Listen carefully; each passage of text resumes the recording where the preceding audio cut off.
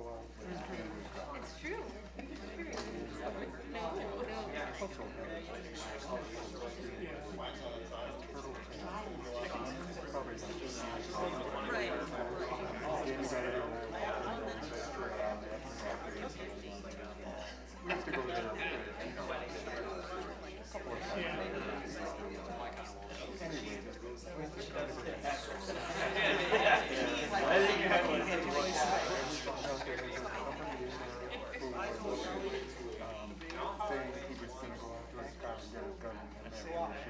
Right. Parties, wonderful, yes.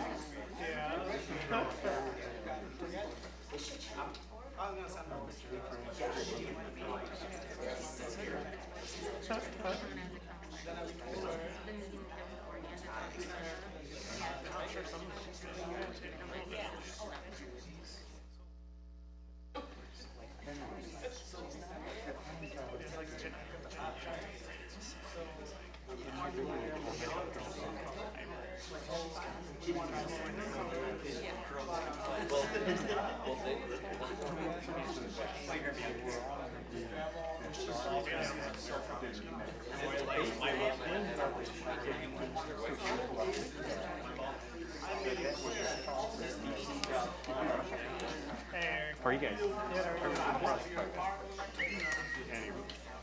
Front and center? We like to be on camera. I guess.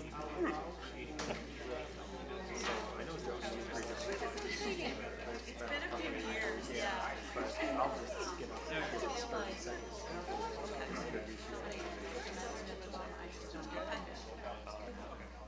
Like I just have just this. I feel like the graph's perfect. Are you controlling the? We've got it here, but this will be Okay. like if you want me to do it, I can do it. That way you don't have to worry about it. I mean, I can kind of follow along. I pretty much know what you're talking about. Too many So pages, yeah. Perfect. we'll just do that. Over the years to send the highlights version rather than going Yeah, for sure. So I included all of the insight report and everything into their packet, so they've seen everything.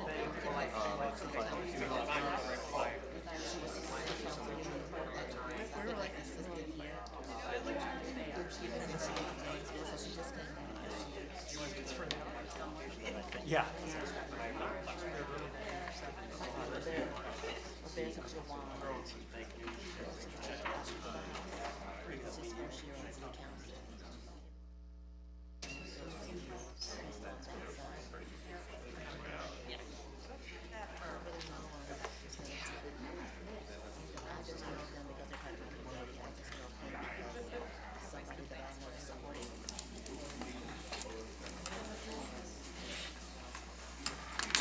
Decisions. Yeah. Just follow how you feel. For me personally, like he does. I mean, I can speak to that. He does some good stuff. I just don't like the rules and taxes and all that stuff. That's just like It just makes it too easy for people to walk in and walk out. right. I think. Yeah.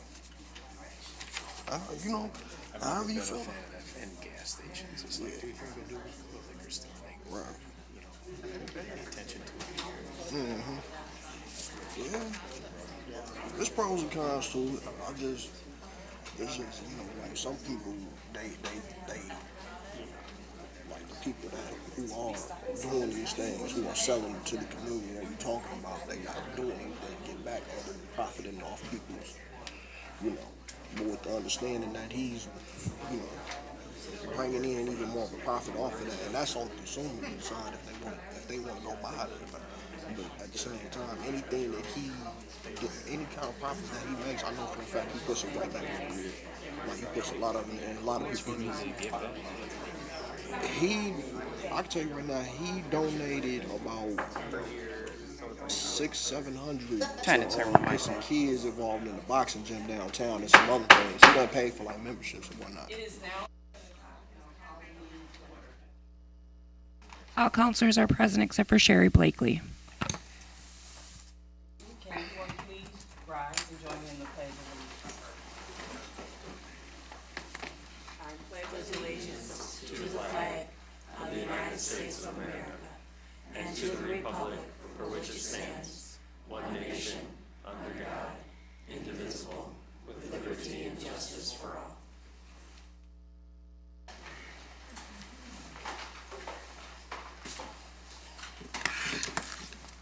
Item 3 is special orders of the day and announcements. Item 3 is introduction of the new city employees.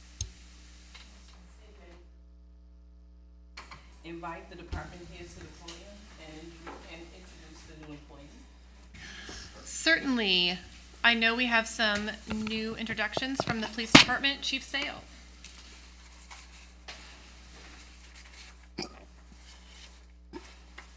Good evening, council members. Tonight, I'll be introducing 2 of our 7 new hires. The other ones are in various training platforms right now, and they couldn't make it today due to working 3rd shift and actually out on the street currently. So if the other 2 want to step up.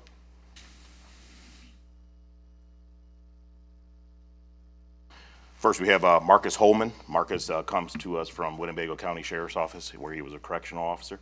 Spent 2 years with them. It's a lot of, it's 2 years when you're working inside of a jail. And then we have Ashley Rosenbaum, who actually we were able to pick away from the 3rd floor within the city. They're 2 great officers for us. They graduated the Police Academy back in May.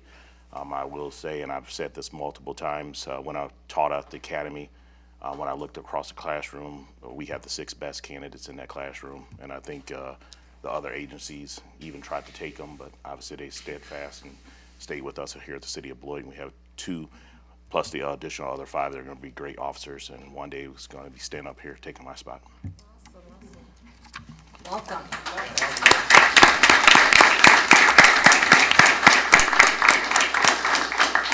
And on behalf of the council, I'd just like to say welcome to our team. And I believe Finance Director Eric Miller has some introductions.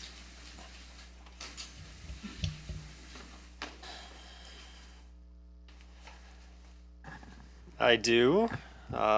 So with me tonight is Rebecca Wallendahl. She is a Beloit resident, and she was the clerk in Union Grove for about the last year and a half.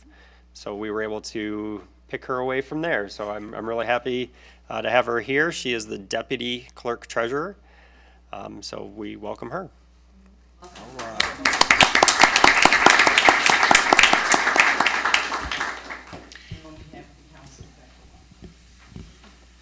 And City Attorney Krieger.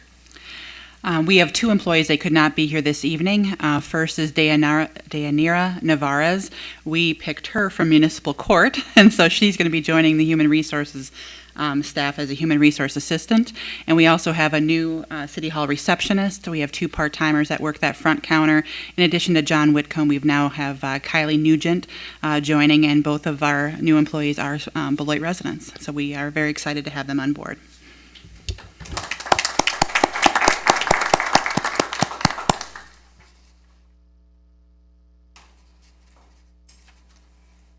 Okay, item 4 is public hearings. 4A is a public hearing on the community development, housing, and homeless needs for incorporation of the 2023 annual action plan. At this time, our Community Development Director, Julie Christensen, will give us an update. The Department of Housing and Urban Development requires that we provide an opportunity each year for citizens to give input on public housing, community development, homeless and housing needs, and to prepare an annual action plan in order to qualify to receive CDBG funding. We begin the process with this public hearing before you tonight, where we seek input on the community development, housing, homeless, and public housing needs for incorporation into the annual action plan. I handed out to council tonight, but it's also included in the packet, a yellow sheet, just so you can take it home and not lose it.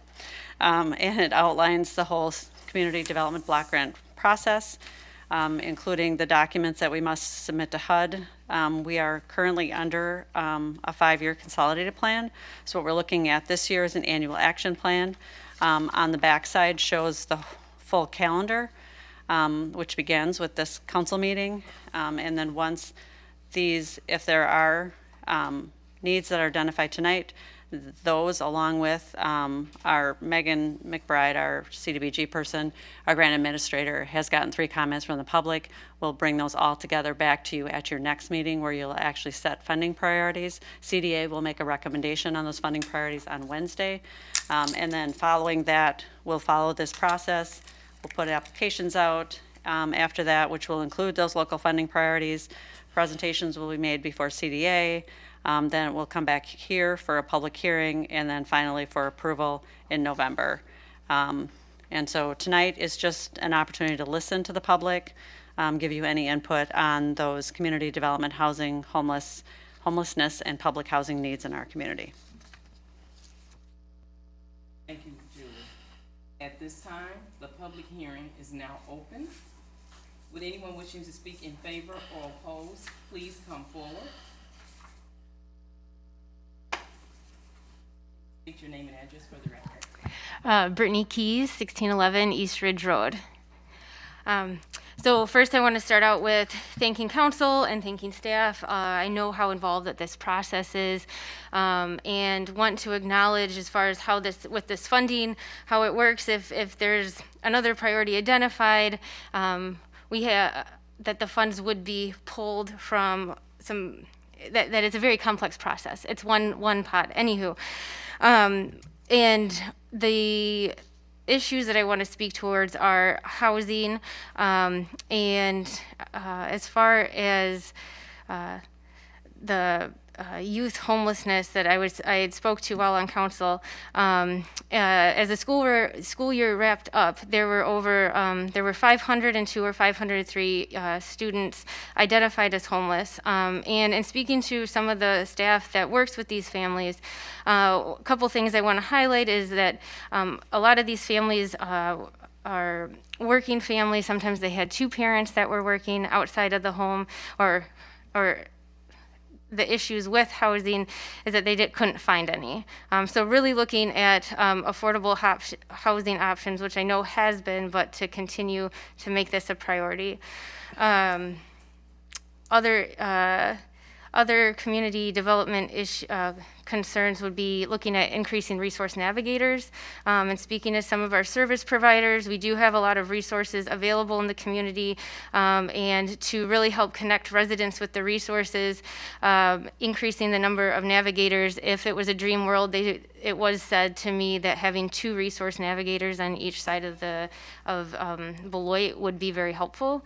And then circling back to the schools is all of the individuals working in schools this year could say that it's been a very difficult year, and looking at any way we can support mental health in our community for our students and our young people would be beneficial. So thank you for allowing me to speak on this. Thank you. Would anyone else wishing to speak in favor or oppose, please come forward at this time. Can you state your name and address for the record? Steve Howland, 1617 Emerson Street in Beloit. I would just urge the council to be aware of any barriers to communicating within the structures on this for dealing with not only community block grants, but also funds that may be coming in from the TIF and TID foreclosures that took place, dealing with affordable housing, as well as communicating with the community development authority, on especially seeking out input on how an overall comprehensive plan might be developed with some of the people that are on the many hundreds long waiting lists, as well as people that are currently in public housing. If their input can be added to this to help address the homelessness and the housing crisis that we have in this, I think it would be most helpful. So that's my input. Thank you. Thank you. Final call. Would anyone else wishing to speak in favor or oppose, please come forward at this time. Hello, my name is Angela Glover. I'm a resident of Beloit, Wisconsin here. I just want to stand up and stand up for the homeless community to encourage that we can get some support for that and some different avenues to help them. and even maybe somebody that can, maybe let's really touch bases with them where they're hanging out at and what's going on in that community. I know there's a spot right here, right downtown, over there under the bridge. There's a lot of people are supposedly under there. Just wanted to touch bases that I do support the supporting of the homeless people. Thank you. Would anyone wishing to speak at this time please come forward? The public hearing is now closed. There is no vote required on this evening. Item 4B is a public hearing in consideration of an application for a new Class A intoxicating liquor license accompanied by a petition to exceed geographic concentration restrictions for Liberty Gas Mart, Incorporated, located at 1407 Liberty Avenue. Harjinder Samurai, agent. Our city attorney, Krieger, will provide us with an overview on this topic. Liberty Gas Mart currently holds a Class A fermented beverage license, which is commonly known as a beer license, and they are requesting the addition of a Class A intoxicating liquor license. They're located at 1407 Liberty Avenue. They have submitted a petition to exceed the 1,050-foot restriction that's currently in the municipal code. The council must consider first the petition and then the underlying license. As you recall, in late 2020, the City Council approved that geographic concentration restriction that was intended to limit the concentration of Class A licenses in the city of Beloit. The ordinance provides that no new Class A license be issued without granting the petition to exceed those restrictions. The ordinance allows council to exceed it, no more than one establishment per the 1,050-foot file, as soon as a petition is filed by the applicant, and pursuant to the ordinance, a petition to exceed the restrictions must include the following: a business plan of operation and relevant experience, background, and signatures of the owner, proof of ownership or contractual control of the property, a statement of how the proposed establishment will have a greater economic impact upon the community other than the addition of another Class A license holder, and a statement about how the proposed establishment will benefit the community by substantially improving the tax base, i.e. the establishment will extensively rehabilitate a blighted or deteriorated building, construct a new building on vacant land, or benefit the community by conferring some other tangible and substantial improvement for the area. A copy of the application and the petition are included with the staff report, and a copy of the neighborhood impact survey is also included. The ordinance requires a supermajority vote with regard to the petition, and then a majority vote with regard to the license. You have two proposed resolutions before you: Resolution 2022-112, which addresses the petition, which again must be by supermajority vote, which for tonight it would be 4 votes out of the 6, and then Resolution 2022-113, which goes to the merits of the underlying application for the Class A intoxicating liquor license. The Alcohol Beverage License Control Committee considered these items at their June 14th meeting and unanimously approved both the petition as well as the underlying application for a Class A intoxicating liquor license. At this time, the public hearing is now open. Would anyone wishing to speak in favor or oppose, please come forward. If you could state your name and address for the record. Hi, I'm Debbie Fisher. I'm the Director of Youth to Youth for Change, and our address is 416 College Street, Beloit. According to the CDC, high alcohol density, defined as a high concentration of retail alcohol outlets in a small area, is known to be an environmental risk factor for excessive drinking. I did send some emails to you guys this weekend from our coalition.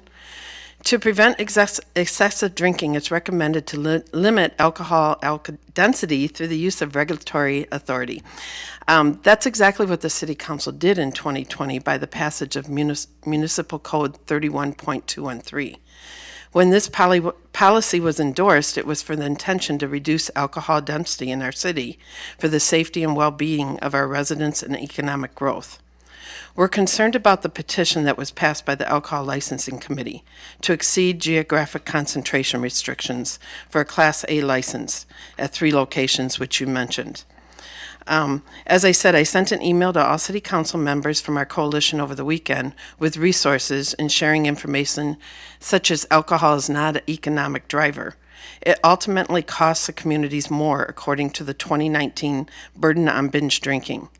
In Rock County alone, the estimated economic annual cost of binge drinking is $82.8 million every year. Cost per residence is $515, and cost to the government is $34.3. And then deaths related to alcohol are rising according to Wisconsin DHS. Alcohol crashes drain police resources and are a public safety as well as a public health issue. More alcohol can mean more issues with public safety. In addition, additional alcohol causes more car crashes and can impact business negatively when people don't show up for work or are not able to be productive. Lastly, this is close to my heart. All of these businesses are close to the proximity of schools and places that youth pass. When hard liquor is added, advertising will increase. Additional advertising can alter the social norms of our youth and the possibility of increasing youth alcohol use. We want to do absolutely everything we can to prevent our youth from using, and we don't believe as a coalition that this would do that. We're hoping that the City Council will reconsider this request and continue to endorse the municipal code you worked hard on passing to assist with controlling alcohol density in our community. Thank you. Thank you. Would anyone else wishing to speak in favor or oppose, please come forward at this time. Hello, Brittany Keys, Beloit resident. I want to speak and ask the council not to support the addition of these Class A liquor licenses. I was on city council from 2020 to 2022 and on the ABLCC prior to this, and was able to be part of the workshop where we had authority come down from Madison and speak on the impact that the last speaker just shared and spoke to, and how increasing density of access to liquor increases violence. It increases community violence and domestic violence in the areas surrounding these additional outlets. So at a time where we are working together to come together to solve conflict and violence, I really want to ask the council to stick by the work that we did and the resolution and that was passed previously. And I do believe that when we passed it, it was passed unanimously. So I just want to thank you all for listening to that and your consideration. Thank you. Would anyone else wishing to speak in favor or oppose, please come forward at this time.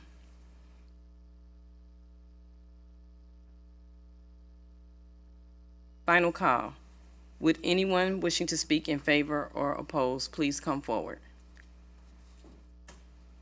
The public hearing is now closed.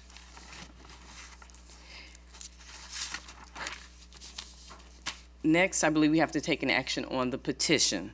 So, councilors, you have two resolutions for this item before you. The first resolution is the resolution approving the petition to allow an exception to the geographic concentration restrictions for Class A licenses. Can I please have a motion to approve the resolution to approve the petition to allow the new license located within 1,050 feet of another Class A license location? Is there a motion? Moved by Councilor Levy. Is there a second? Second. Second by Councilor Terrell. Are there any questions or discussion? Question. We'll take a question from Councilor Levy, and then we'll go to Vice President Forbeck. Thanks, first of all, Deb, for your emails. And this one for me, because I've been on council for a long time, it really made me do some thinking, wrestling, because I was part of the council when we kind of said we didn't want alcohol, especially like on Park and Chopier, because at that time, a lot of problems. Police was there just about, if not every day or every weekend, every other weekend. And so we looked at that and took a hard line and said, with some of the neighbors, and we said, this is draining our police force. So the safety piece was a big issue back then. Living in that area, the buildings itself, they weren't being kept up. But now, here we are, a few years later, major dollars have been spent revitalizing the buildings, we're not hearing a lot of trouble there. I'm not seeing the police there as much as they normally have. So I wrestled with it, and the part of me that wrestles with it the most is when Piggly Wiggly came into place, we didn't bat an eye. I realize it's a grocery store. We didn't bat an eye. We said, okay, you can have this. Just recently when Quick Trip came, we moved forward and said, go right ahead. So I hear the piece of we want to have density control. We want to make sure that we're not putting more alcohol out there on the street, so to speak. But then it seems as though we're turning around and putting it out there when certain businesses want to do it. That's where I don't feel comfortable with. When I look at particularly the one on parking, like I said, I live in the Merrill neighborhood. The parking show here, and I go there for gas. Just to see the amount of money that's been spent there, and we don't have people hanging around on the outside. I think the new owner or manager or whomever has put things in place to make sure that the stores remain safe and there's no hanging around. There's not a lot of drama. There's not a lot of issues going on. I guess I would struggle even more if we did not have a process in place to say if we did award this to the individual and things take a turn, that we would not have a way to go back and say, we could suspend. We could suspend for 30 days, 60 days, 90 days. We could possibly revoke the license back and all of that. But I just think when we look at one of the criterias and it said, blighted, improving a blighted area or blighted building, this is what has taken place in this. For one, because we seem to be doing it and there's nothing against the Quick Trips and the Piggly Wigglies, but if we're doing it for that, I'm just thinking if we have another big name grocery store that goes in near Piggly Wiggly, are we going to have the same discussion to say, well, no, we don't want to give it to them? Or is it because it's going to be a big name grocery store that can bring more money in and more shoppers in there? We're going to say, okay, it's okay because this is a well-known grocery store. That's where I struggle with.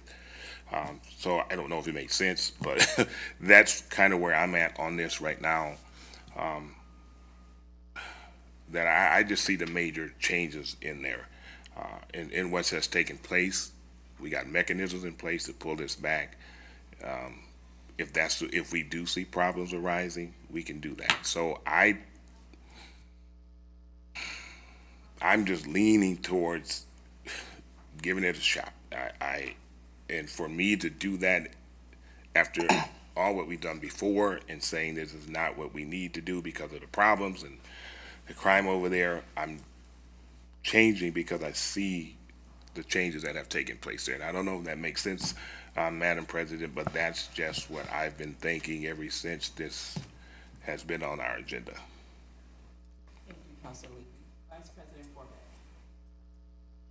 Vice President Forbeck, I'm trying to make sure Thank you.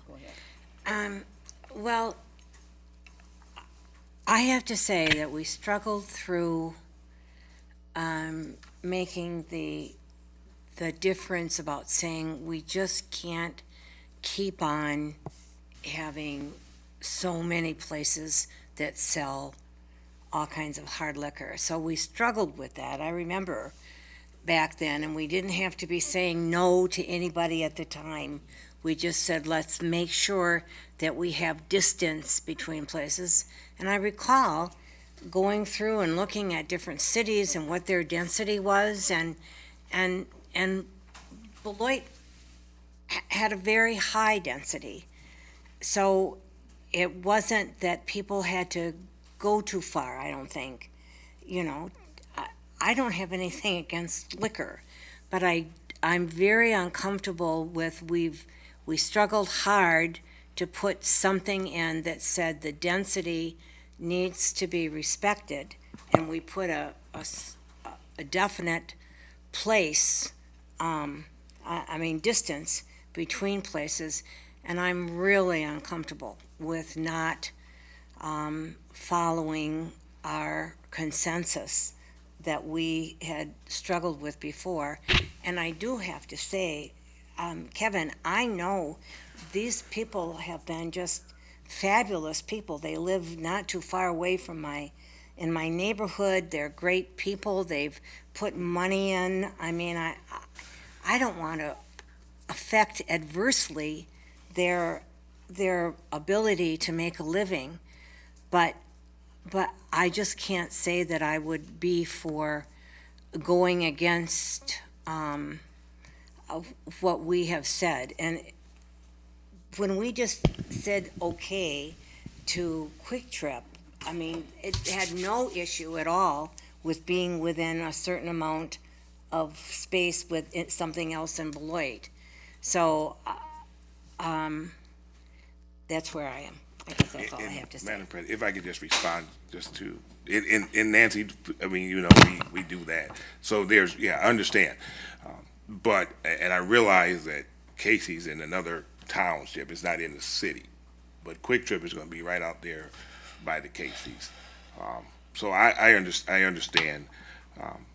Yeah, I get it, but that's why we had the petition process in place as well. So even though we have set that, we do have that petition process in place as well. So, yeah, I understand. I understand. I'd like to add a comment. Councilor Terrell, you go ahead. Yes, ma'am.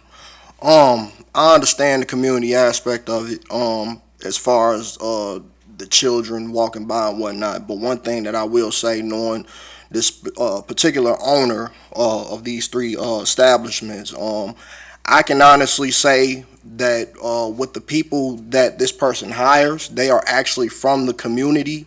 For the most part, are actually from the community of concern. So when we're talking about kids walking by, and believe me, I deal with kids as well, and I understand I don't want kids out drinking and doing anything. This person is actually hiring people from these communities that knows these children, knows their parents, definitely knows the background of the neighborhoods where business is being done.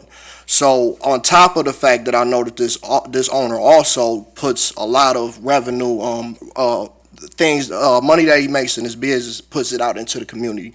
So the way that I'm looking at it is, if somebody, because there is, I mean, obviously it's illegal for anybody under the age 21 to buy alcohol, obviously. And, so if somebody is going to sell any kind of alcohol or any kind of thing, anything like that to this community, or we're targeting this community, we would like to know that this person is at least aware of what's going on in the community and how this could negatively affect the community, which is, as I said, this person hires people from the community and also puts money into the community, as far as like with the youth and things like that. I've seen it firsthand myself, being in the Merrill neighborhood and coming from the Merrill neighborhood and things like that, being active in the Merrill neighborhood. So there's not one, I might be wrong unless somebody want to come up here and correct me, but I don't see any other businesses selling any kind of liquor or alcohol in any kind of way that's putting money back into the community and actually hiring people from the community of concern to handle these parts of it. So I got to say as well that I'm willing to give it a shot, and I really don't see any issue with it. There's nothing illegal about selling alcohol at all, and obviously, as I said, anybody under the age of 21, it's illegal already. So nobody's advocating for selling liquor to underage people, which is, as I say, why we got to hire people from these communities that understand that and know these parents and know these kids, and it just lessens the burden. I'll leave it there. Councilor Day? Yeah, I just want to add something to that. I mean, you guys put a lot of work into this previously as a council, and we're not talking about just one petition. There's three, so 3 locations. You have to have some kind of standard here, or basis, and you've already established that. So, I mean, I'm going to honor that. That's where I stand. Thank you. Thank you, Councilor Day. And I would also like to echo that. The density is just concerning for me. There was a reason that we set that, and so I just think that we have to stick to that. I think we could be starting things and going into another direction that we didn't want to go in before, which is why we established this. And so for me, I certainly understand what your thought process on that. Madam President, if I may. Okay, Councilor Anderson. Yeah, thank you. Yeah, obviously, I know we're talking about one specific item, but, you know, talking about all three, I know that the specific owner has put investments in to make it safer and done all the right things. I did have a couple questions though, just from maybe if you're able to answer, and then I have a question for city attorney too, if possible. Take one at a time. Yeah, I'll start with the chief. With compliance checks and issues, have we seen a bunch of issues at these establishments? Questions or? I didn't want to do two things at once, trying to listen and talk. Okay.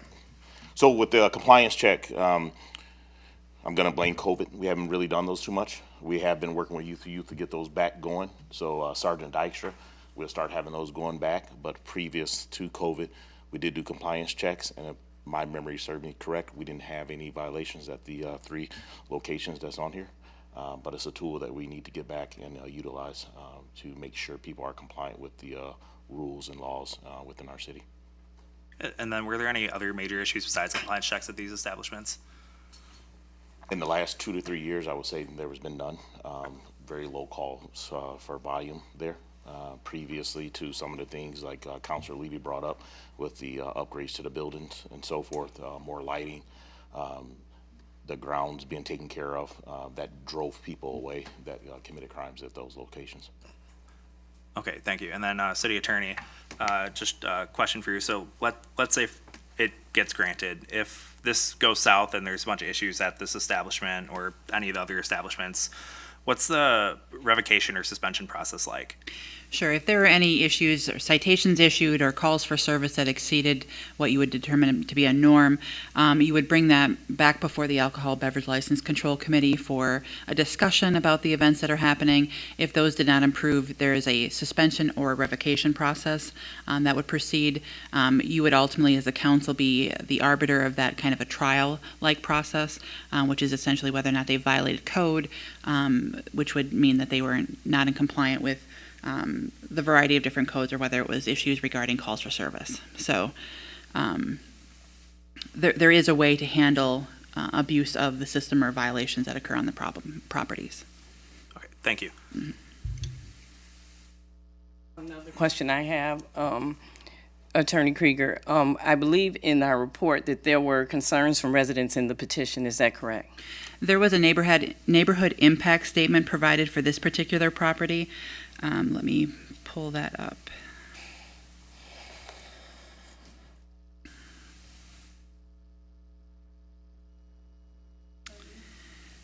For here, there were a total of 8 properties that were contacted. 4 were in favor. 1 was not opposed but had concerns about traffic and drug activity. And the other one that was listed in favor had some concerns about late night activities going on.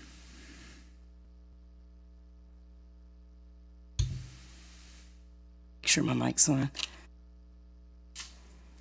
If there's no other further discussion at this time, there's a motion and a second to approve the resolution. To approve the petition, a vote of aye will allow the request to locate a new Class A license within 1,050 feet of another Class A location. A vote of nay will not approve the petition. Are there any other further questions or discussion? All in favor, please say aye. Aye. Any opposed, say nay. Nay. Nay. Can we please get a roll call from the clerk? Councilor Day, Nay. Councilor Terrell, Aye. Vice President Forbeck, President Duncan, Councilor Levy, Councilor Anderson. So that was 3-3. Therefore, the motion fails. Therefore, the motion fails. So with that motion failed on the petition, we'll now take action on the license. No, there's. You would, This if time we'll go for it, okay. Next we'll go to 4. if I may, Madam President, you do have to take action on Resolution 2022-113. Just because the petition did not get approved, you just want to make sure you formalize the denial of the license application, and the basis of that denial is the fact that the petition was not granted. Okay, so I'll entertain a motion at this time. So moved by Counselor Anderson. Is there a second? Second. Second by Vice President Forbeck. All in favor, please say aye. Questions? Questions? Any questions or discussion at this time? Just a point of clarification, City Attorney. So we're voting now on the denial, correct? You're voting right now on the underlying application for the Class A license. Your first vote was about the petition. Correct. This is a vote about the underlying license. There is a motion to approve the license that's on the floor currently. An aye vote means in favor, a nay vote means against. Thank you for the clarification. And that's for the Class A. Okay, we have a motion and a second. Any further discussion? All in favor, please say aye. Aye. Aye. That's it, motion carries. No. Oh, you'll need an Any opposed? opposite. I'm sorry. Nay. Any opposed? Nay. I'm nay. Okay. Perhaps we do I a need a roll roll call call vote. on that, please. Counselor Day, I'm nay. Counselor Terrell, Aye. Counselor Vice President Forbeck, Nay. President Duncan, I want to vote, but I just need a clarification, I'm sorry. But that's for the Class A license, right? It's for the underlying license, yes. Voting for aye is approval, voting nay is against. But this is just for the Class A, that's beer, right? No, this is for the intoxicating license, the underlying license. Okay. So because the petition was not granted, Okay, I'm Okay. sorry, I had to have clarification. Sure. Then a name. Counselor Levy, Aye. Counselor Anderson. So that's 3-3, motion fails. So now we have item 4C, public hearing and consideration of an application for a new Class A intoxicating liquor license, accompanied by a petition to exceed geographic concentration restrictions for Chopir Gash Mart, 1902 Chopir Road, Hargender Samra agent. At this time, City Attorney Krieger will provide us with an overview. Chopir Gas Mart currently has a Class A fermented beverage license. They are requesting an additional Class A intoxicating liquor license. They are located at 1902 Chopir Road, and they have submitted their application along with an accompanying petition to exceed the geographic concentration restrictions. I will not repeat the basis of the ordinance that we just discussed at the last public hearing, but just pointing you to two resolutions that are before you this evening. 2022-114 addresses the underlying petition. 2022-115 is the underlying Class A license. The Alcohol Beverage License Control Committee considered these items at their June 14th meeting. With a unanimous vote, the ABLCC approved both the petition, and with a vote of 4-0 to 1, approved the application for the underlying Class A intoxicating liquor license. At this time, the public hearing is now open. Would anyone wishing to speak in favor or oppose, please come forward.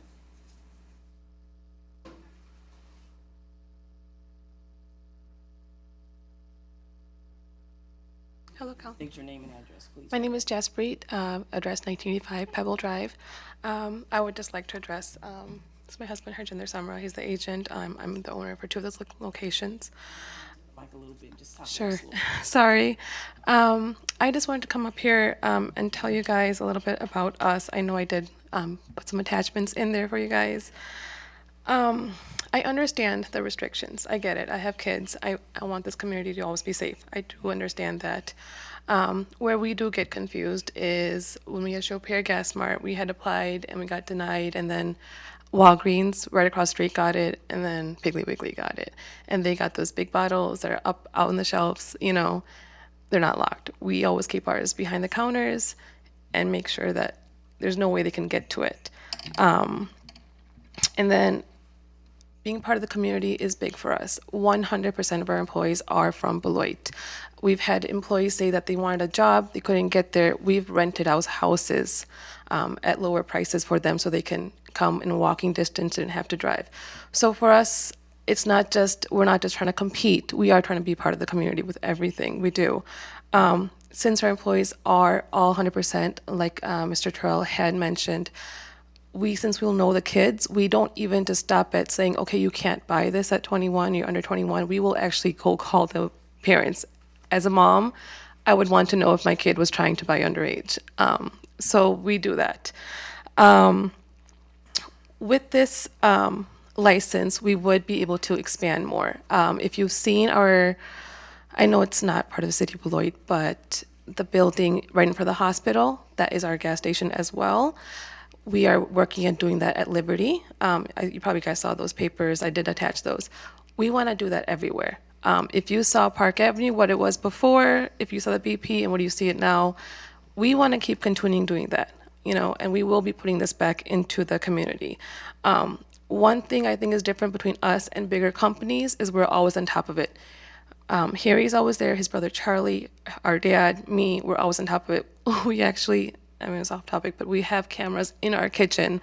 We are literally always on top of things. We always visit. We're not just, have managers there. But talking about managers, our managers always like family to us, they will make sure there is no loitering, there is no people hanging out. We're always on top of it's in, out, there's no messing around. We take it very seriously. This is very important to us. If you look at our history, we don't have tickets. We take this not just as okay, let's just put some more income in and let's, it's trying to be a part of the community. So we want to mention that to you guys. I hope, I'm not good with words, but just want you to know. Thank you very much. Thank you. Would anyone else wishing to speak in favor or oppose, please come forward at this time.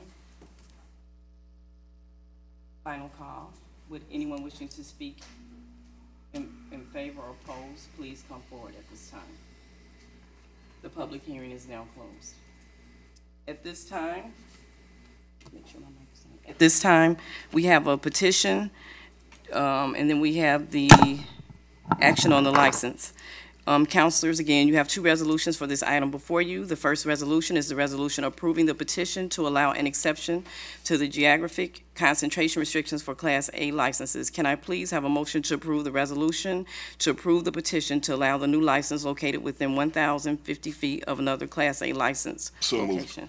Moved by Councilor Levy. Is there a second? Second. Second by Councilor Terrell. Roll call, please. Do we have to have questions or discussion? I know, I'm just saying when we get to that point. Oh, Madam sure. President. We'll get there next. Are there any questions or discussion from councilors? Vice President Forbeck. Well, this is difficult. I had no idea. I guess I wasn't on the council certainly then, that you were denied on Show Pier, and then Walgreens came afterwards. I'd say I don't know any of this history. That's just sort of stunning to me, how that could have happened.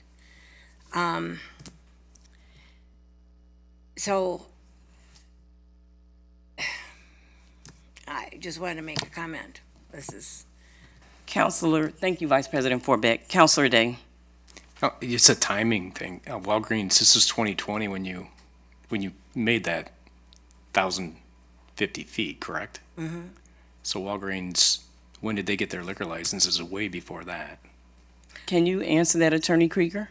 Sure. There was times about, I want to guess, 2006, 7, 8, 2009 or so, was when there was a large effort to deny Class A licenses at convenience stores and gas stations.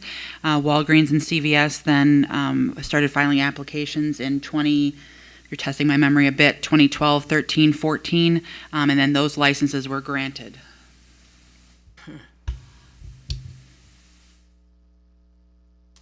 Any other questions or discussion from councilors? Councilor Levy. And so that was before what we just talked about, the new thing that was put into place, and that's kind of one of the things that I was talking about, that we apply, we get denied, then big box or corporations come in and we approve. So that was just one thing that that's one thing that I was saying, and I get the density stuff. I get all of that. But that's the part that I wrestle with, that, we apply, we get denied, and then here comes Piggly Wiggly and all them, and it's okay to give to them. That's all that I'm saying. That's all that I'm saying. And I don't think that that's okay. I think that we set this for a reason, and I think that I love the revitalization that they're doing, but I think I still am fearful when it comes about when we talk about the health risk and things of that nature, but it's a struggle, but we set this for a reason, and I really believe we need to stick with looking at the density. I think that's important. One more comment I want to make again, if you don't mind. Go ahead, Councilor Terrell. Again, when we're bringing people in from these big corporations and selling alcohol and things of that nature, all of which is legal until the day comes that we go into prohibition, so to speak, and eliminate alcohol, I would feel a lot more comfortable with bringing in businesses who are connected to the community and are hiring people from the community that knows people in the community to know if these products should be, who these products should and shouldn't be sold to. It makes the process a lot easier, and it cuts down on, like I say, the intoxication issue. It's not illegal to sell alcohol. And as I said again, the big businesses that come in, I mean, obviously, to my understanding, they're not doing, being from this community and growing up in this community of concern, they're not doing much for the community. I'm gonna just be honest. And when I can speak on this specific owner that's doing and putting back into the community and doing things legally, and as I say, nothing is illegal about selling alcohol, I'm all for it. Somebody comes forward, a big corporation, and we approve for them to sell alcohol, it just don't make any sense, especially when they're not giving back to the community and not hiring people from the community, which is what I'm barely ever seeing. So I just want to put that comment out there. And I go back to that when we set this, if we don't have anything consistent to fall back on, but if we do, and if we approve this, then we have another one to come before us.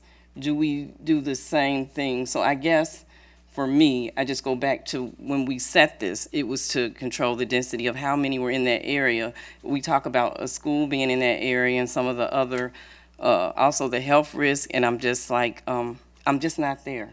I'm just not there. Any other counselor have any comments? Go ahead, Counselor Levy. And I want to caution us. I know you said, because this would be the first time under a new ordinance or procedures that we are doing this. So I hear what you're saying, that if another one comes up, I think it's important that we need to understand we will still look at these on a case-by-case basis and not necessarily rule in the next case the way we're doing this one, just because if we deny this one, I want us to be careful and not just putting a message out there that we're going to deny all of them that come up, because we review them on a case-by-case basis. So I want to put that out there as well. But even when we keep talking about it's near school, Quick Trip is right down the street from Turner, right on the main thoroughfare, that people can get it, turn left, head out to Chopier, head out to 90. And that was one of the concerns that we said back in the day, that it's too close to the highway. They could get it, get on the highway and go. So I just wanted to put that out there as well. And then if I can add one more thing, this only sets me up to ask the question next time that we come before this is, what are you gonna, outside of selling alcohol into the communities of concern, to people who are over 21 years old, because I'm a community guy, I'm going to ask that question. What are you going to do to hire people from the community? And what are you going to do to get back to the community on top of us granting you these licenses? So that just sets up even more questions in the future for myself. And just for a point of clarification, Attorney Krieger, are there any big businesses that we have approved since this? Because they keep talking about the big businesses. Since the ordinance was drafted? Yes. Quick Trip was the most recent one. I can't recall off the top of my head if we've had any other more nationally known retailers of alcohol in the last 2 years. But was your question, has the council, to the best of my knowledge, the council has not approved any that are closer than 1,050 feet to other establishments within the city?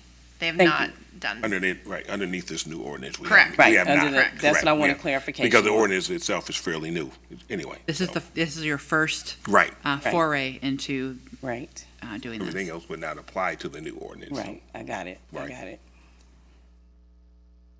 Any other further discussion at this time?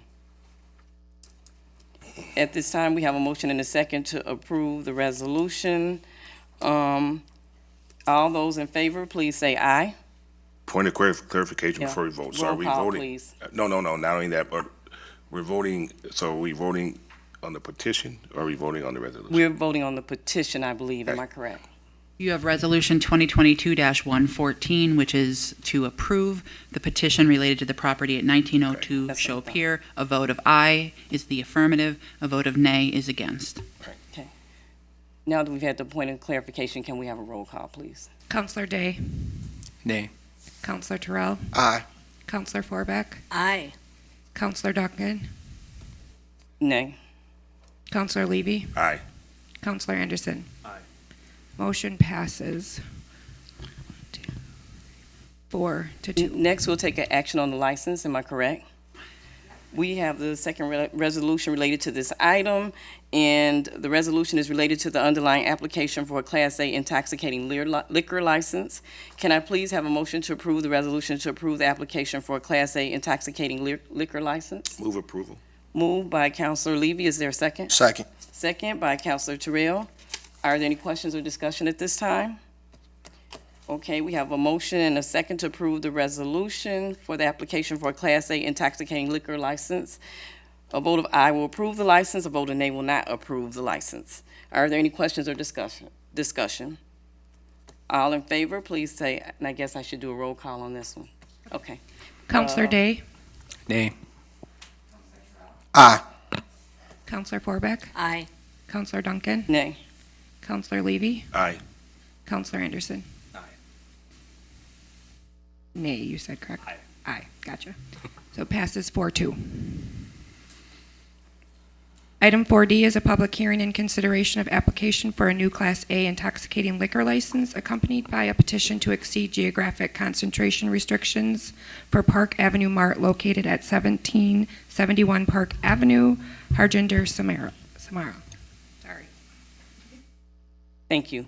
City Attorney Krieger will provide us with an overview on this item. Okay, Park Avenue Mart, located at 1771 Park Avenue, has also submitted a request for an exception from the geographic concentration restrictions, along with a request for a Class A intoxicating liquor license, in addition to the already obtained Class B or Class A beer license. I will not repeat the ordinance language that was at the first public hearing, but you do have a copy of the application and the petition. It's attached to the staff report. The ordinance does require a supermajority vote for the petition and a majority vote for the underlying license. You've got two resolutions before you. Resolutions 2022-116 is regarding the petition. 2022-117 is the underlying license. The ABLCC considered these items at the June 14th regular meeting and unanimously approved both the petition and the underlying application for the Class A intoxicating liquor license. Thank you. At this time, the public hearing is open. Would anyone wishing to speak in favor or oppose, please come forward.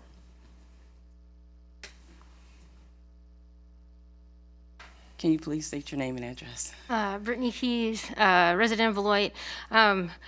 With my history on the ABLCC, I just want to share, as far as with Class B, I believe with Class B licenses, like those are regulated by the state, but Class A licenses are not regulated by the state. It is up to the local control and the local governments to make up and set the precedent of what they want in their community.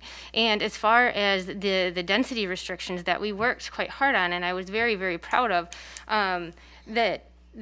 that gave us that structure to fall back on as that, like, hey, this is what we worked at. This is evidence-based on how to help keep our community safer.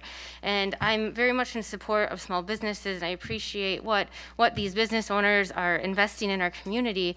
But unfortunately, the easier the access there is for alcohol, the more negative community outcomes that there are. So I'd really just like the council to consider that this is an item where the state's not regulating it because it is an item of local control. We moved forward with that in a really positive way, and I really ask that we continue to stick to that. So thank you. Thank you. Can you please state your name and address, please? Debbie Fisher, 416 College Street. I totally understand about alcohol being sold to 21. It's a legal thing. And we're not saying that this business can't sell alcohol. They have a Class B. We're talking about Class A. I remember when this council worked for almost 2 years on this ordinance. And when I shared it with the new alcohol policy person with Wisconsin, they said this is a good, strong ordinance. And it's very sad to see that all this work was put into this to set some kind of guideline. And I'm not against any business coming into Beloit. They sound like wonderful people, but we're talking about 1,050 feet distance, not having them next to each other over and over. And we did this for our community to make it better. And it just seems like we're stepping back right now. So I really want you to consider all this work. People say it's a good ordinance. The state of Wisconsin says it's a good ordinance. We have something to be proud of. And now we want to just say, you know, because, and I agree, they're good people, they have a good business, that's wonderful. But we're talking about 1,050 feet from each other with a Class A. And hard liquor is different than beer.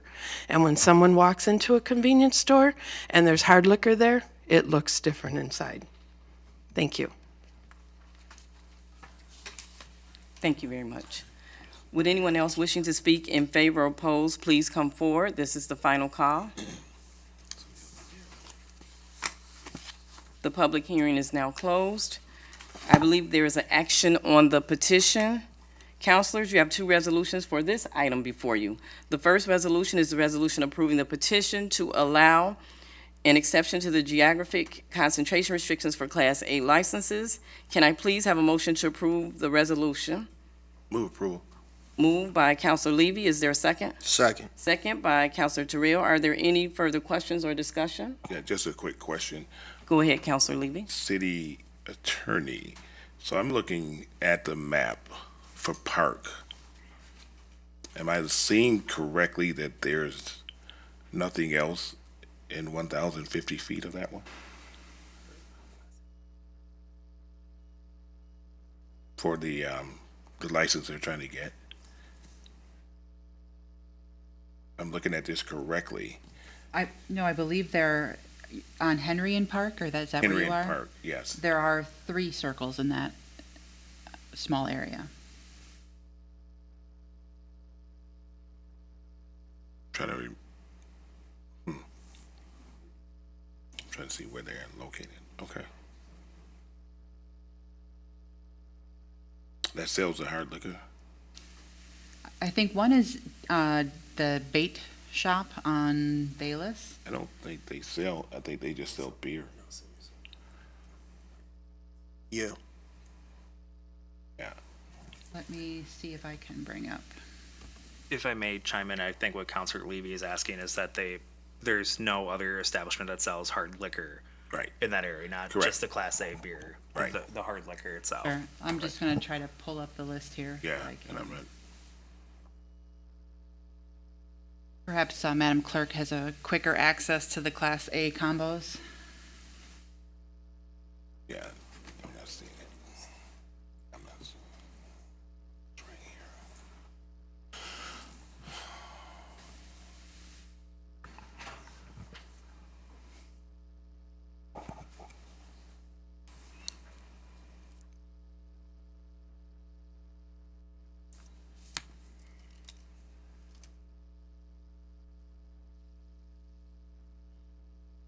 Yeah, I have it here.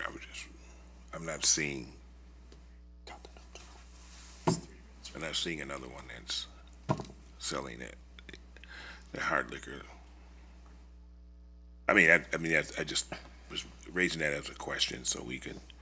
Madam We'll wait on President, clarification on that. There's a Mexico Dominicana at 854 Henry.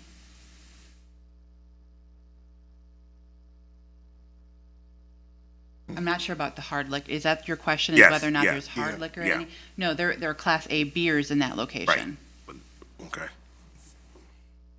All right, that answered my question. misunderstood No, that. that answered my question. I went down It a might have rabbit been hole. confusing. I might have been confusing when I asked it, so, Okay, You know- that's what I needed to know. Yep, there's not a Class A combination in that location, it's just Class A beer currently at that corridor. Got it. Can somebody clarify that? Because you read it before, and just read it again. It's really doesn't say if it's Class A or B. Right. That's what the ordinance is just any liquor whatsoever. No, the ordinance itself for the petition are for Class A establishments. The map that you have in front of you is Class A, either beer or Class A combo is what we call it, having both intoxicating liquor and beer. In the location that Councilor Levy was talking about, there is only Class A beer in that corridor, the three red circles. The green circles are the ones that have the Class A combination. So the Class B licenses, which are your bars and taverns, aren't part of this particular ordinance.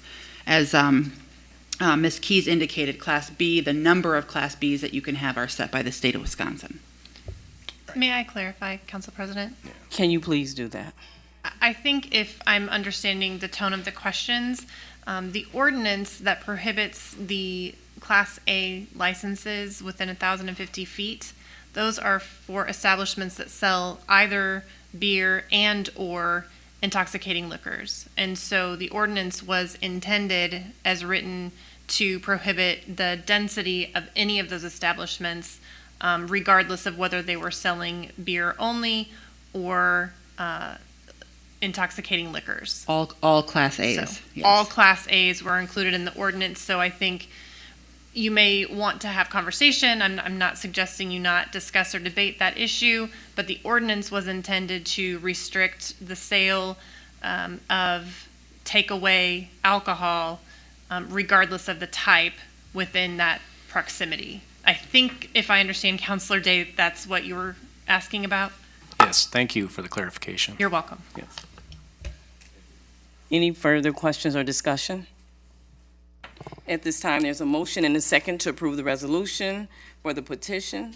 A vote of aye will allow the request to locate a new Class A license within 1,050 feet of another Class A location. A vote of nay will not approve this petition.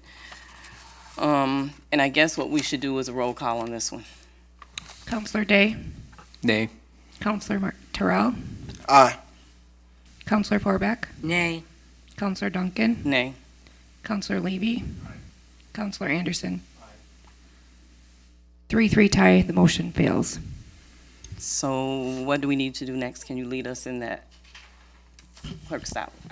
You Clerks. need to then take up Resolution 2022-117, which is a resolution on the underlying license.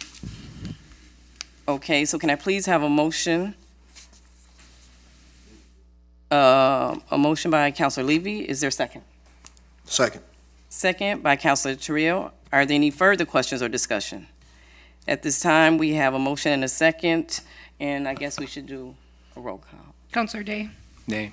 Counselor Terrell, Aye. Counselor Forbeck, Nay. Counselor Duncan, Nay. Counselor Levy, Counselor Anderson. 3-3, motion fails.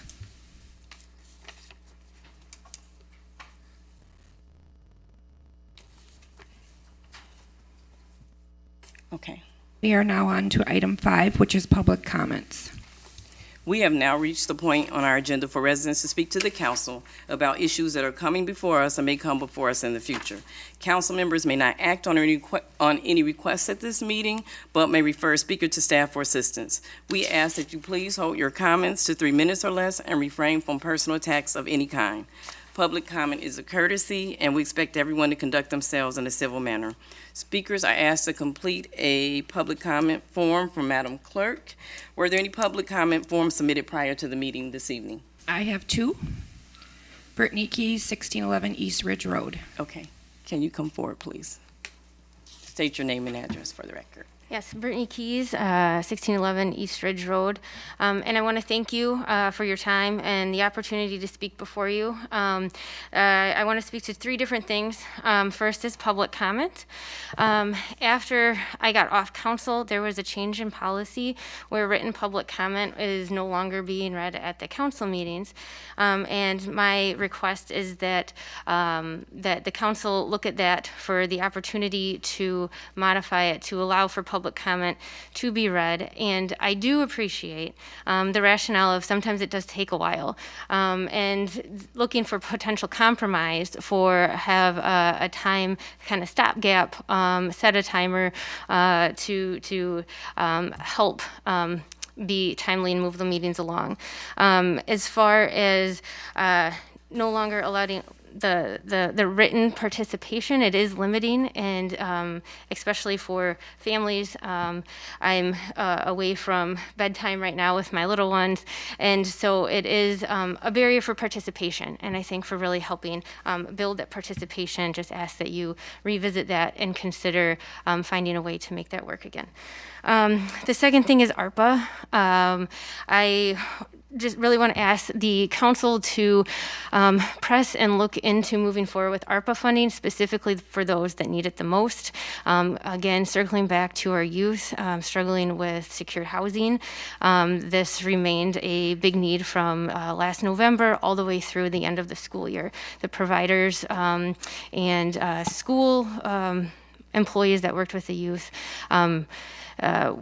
really saw such a high need as a result of COVID, and that's exactly what ARPA funding is supposed to be going towards. So again, I'm really asking that we look at how we can best support and lift up those that need it most. And then finally, regarding the closed session item at the end of the agenda, there's not too much there. I understand that it's closed session, but if that is public property, just being, if there is any transaction that happens, I ask that the council consider tabling it so that the community can be aware of the potential transaction of public property before it happens. I will not be here much longer. I have to get home, but just so the community can be aware and then weigh in if there is going to be an exchange or of hands of the public property. Thank you for your time, and I just want to know, I timed it so I was within that 3 minutes. So thank you again for your consideration on those items. Thank you. Steve Howland, 1617 Emerson Street. Can you give your name and address for the record, please? Steve Howland, 1617 Emerson Street. I'm here to speak for and against Juneteenth. I attended portions of the celebration at Riverside Park and Telfair Park and appreciated very much the speeches that were given by local officials and elected officials all the way on up to our lieutenant governor and governor, as well as the music, the speeches, the whole thing, the food, everything was a wonderful, a delightful experience. However, the problem I have with Juneteenth is when we don't pay attention to General Order 3 that Major General Granger read when he came into Galveston in 1865 on June 19th. For that has good news and bad news. The good news was, slaves, you're free. And we celebrate that as the kind of final end of slavery, except that's a lie. The 13th Amendment wasn't passed or ratified until 6 months later. The 14th Amendment, giving citizenship, wasn't passed till 3 years later. The 15th Amendment, granting African American men, sorry Regina, the right to vote, wasn't passed until 5 years later in 1870. And so progress on that was uneven. And 30 years after that, 1870, the percentage of male black voters voting in national elections had gone from the 80s and 90s in southern states down to less than 2%. In other words, Major General Granger's plan, which involved the thing of now you are free to go back and negotiate your wages with your former master, and don't gather at the army posts expecting anything, and don't engage in idleness, was no plan at all. If we, 157 years later, don't have a plan, then we're going to be in trouble. We do have a strategic plan. Beloit does.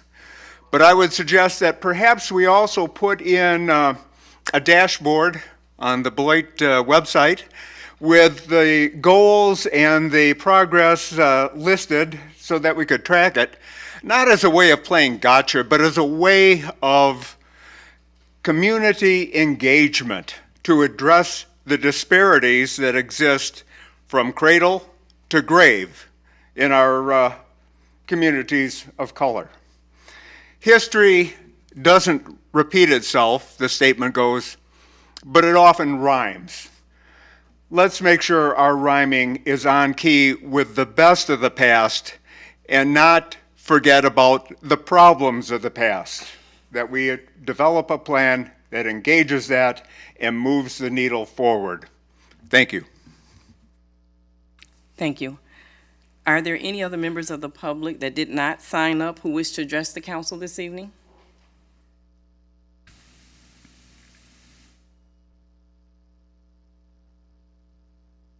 At this time, public comment is now closed.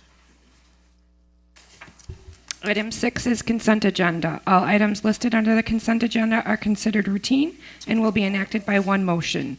There will be no separate discussion of these items unless a council member so requests, in which event the item will be removed from the general order of business and considered at this point on the agenda. Would any councilor like anything removed from the consent agenda? Okay, go ahead, Vice President Forbeck. Yes, I'd like 6F and 6G removed, please, so we can discuss. Okay. Any other councilors like anything removed? Okay, so can I please have a motion to approve the consent agenda, including items 6A through 6E and 6H? Is there a motion? I so move. Moved by Vice President Forbeck. Is there a second? Second by Councilor Anderson. At this time, there's a motion and a second to approve the consent agenda. Are there any questions or discussion? All in favor, please say aye. Aye. Any opposed, say nay. Motion passes. 6F is consideration of Resolution 2022-105, approving a state municipal agreement with the Wisconsin Department of Transportation for a state LET intersection reconfiguration at STH 81, STH 213, and McKinley Avenue. At this time, we'll have a presentation by our Director of Water Services, Bill Frizzy. This is a state municipal agreement for the reconstruction of State Highway 81, Liberty Avenue, and State Highway 213, Madison Road, right at the funky interchange or intersection there with McKinley Avenue. Back in 2019, the State Line Area Transportation Study did a corridor study along here. It's a high accident area. In the 5-year study, there were 48 accidents in this intersection. And the Wisconsin Department of Transportation has looked at this project, and they think it warrants a reconstruction. The state municipal agreement accounts for the state paying for 75% of the design and 100% of the reconstruction of the intersection, minus any local improvements we decide, like decorative street lightings or upgrades to our sanitary sewer and water utility. The city anticipated share of design is approximately $119,000, and then the agreement adds in $1,000 for other municipal items if we have to make some small adjustments to sanitary or water. And the total project cost is estimated at just under $2.5 million, which almost all of that is state funded. Okay, thank you. Can I please have a motion to approve item 6F? I so move. Moved by Vice President Forbeck. Is there a second? Second by Councilor Anderson. At this time, there's a motion and a second to approve item 6F. Are there any questions or discussion? Vice President Forbeck. I just wanted this removed because I just think that Beloit is just going to be so much safer with this. I'm so happy the state has come through and we can afford to do this. There have been so many accidents. Several decades ago, I had a friend killed there. So I guess maybe it's a special happiness to me that we are finally going to really make something that's so safe between these two busy intersecting highways. So I'm very pleased about it. Any other comments or discussion? Madam President. Go ahead, Councilor Just Anderson. more of a comment. I echo everything Vice President Forbeck said. I live on Cleveland, just a couple blocks over, and I'm terrified to go over that intersection every single time. And I feel like I'm a good driver, but I feel like I'm a very bad driver when I go through that section. So I'm so excited for us to finally be moving on this. So just wanted to share my excitement for that. And then I will note that multiple options were evaluated in the study, and the one that is in this agreement is to realign 213 kind of along the McKinley Avenue corridor, so it will create a square four-legged signalized intersection. Fabulous. And I just want to thank you too, because I saw that it's going to cut down on those accidents, so it'll help with safety, and it'll also help with infrastructure and connectivity. So I just want to say thank you. The report was very thorough. And then this option also did provide the best access for the fire department of the three, and it minimized the amount of right-of-way acquisition of any of them also. Thank you. At this time, we have a motion and a second to approve. All in favor, please say aye. Aye. Aye. Any opposed, say nay. Motion passes. Thank you. Item 6G is consideration of Resolution 2022-109, authorizing application and acceptance of Wisconsin EMS Flex Grant. Good evening, Council. Tonight before you have a request for us to apply for an EMS Flex Grant. This was announced on June 13th by Governor Evers. Basically what it is, it's providing about $12 million to the 791 EMS agencies across the state to help with supplies, equipment, ambulances, that kind of cost. Our intent with this is to replace two of our aging Lucas CPR devices, which run about $16,000 a piece, and we also asked for money to replace one of our an additional ambulance in our fleet. So that will bring us up to having some fairly new equipment, which will greatly help the personnel continue to do a great job and respond effectively, with new equipment to their calls. Great. Any questions? First, I'll take a motion. Just a second. Can I please have a motion to approve item 6G? So moved. Okay, I think it was a motion by, was it Councilor Terrell? Yes. It might be switched up. And the second by Vice President Forbeck. At this time, are there any further questions or discussion before we? Happy for this. Okay, sounds good. So at this time, there's a motion and a second. All in favor, please say aye. Aye. Any opposed, say nay. This motion passes. Thank you. And thank you. Thank you very much. Item 7 is licenses. 7A is consideration of Resolution 2022-111, approving late renewals of alcohol beverage licenses for the license period July 1, 2022 to June 30th, 2023. This is a resolution. May I please have a motion to approve? Moved by Councilor Levy. Is there a second? Second. Second by Vice President Forbeck. Are there any questions or discussion at this time? At this time, we have a motion and a second to approve the resolution. All those in favor, please say aye. Aye. Aye. Any opposed, please say nay. Motion passes. 7B is consideration of Resolution 2022-098, considering the application of a new Class B beer and Class B liquor license for PRD Saloon of Beloit, doing business as Road Dog Pub, located at 2956 Milwaukee Road, Beloit. Austin Vance, agent. ABLCC recommendation for approval was 560. This is a resolution. May I please have a motion to approve? Moved by Councilor Levy. Is there a second? Second. Second by Councilor Terrell. Are there any questions or discussion? We have a motion and a second to approve this resolution. All those in favor, please say aye. Aye. Any opposed, say nay. Motion passes. Item 8 is ordinances. There were none. Item 9 is appointments. The individuals named have been nominated for a seat on a city board, committee, or commission. Each nomination is subject to confirmation by the city council. Approval of appointment will be accomplished by one motion unless a council member requests to take up a nomination separately, in which event the nomination will be removed from the general order of business and considered at this point on the agenda. May I please have a motion to approve? That's a move. Moved by Vice President Forbeck. Is there a second? Second. Second by Councilor Terrell. Are there any questions or discussion? At this time, we have a motion and a second to approve the resolution. All those in favor, please say aye. Aye. Any opposed, say nay. Motion passes. Item 10 is councilor activities and upcoming events. Okay, we'll start with Counselor Anderson. Thank you. Probably just like just about everybody else here, I'm gonna say how great it was that we had 2 awesome Juneteenth events.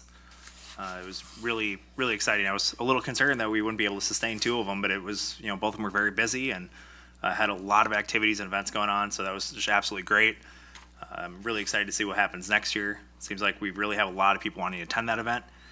And then lastly, I just want to recognize the council. I know we just had a couple split votes and we seem to transition very well, and I think that's a good example for other elected bodies in the area that we can move on from an issue even if we don't agree 100% of the time, or we might not see eye to eye on things. We're able to move on and just keep doing business. So I just want to thank all of you for being able to do that. That ends my report.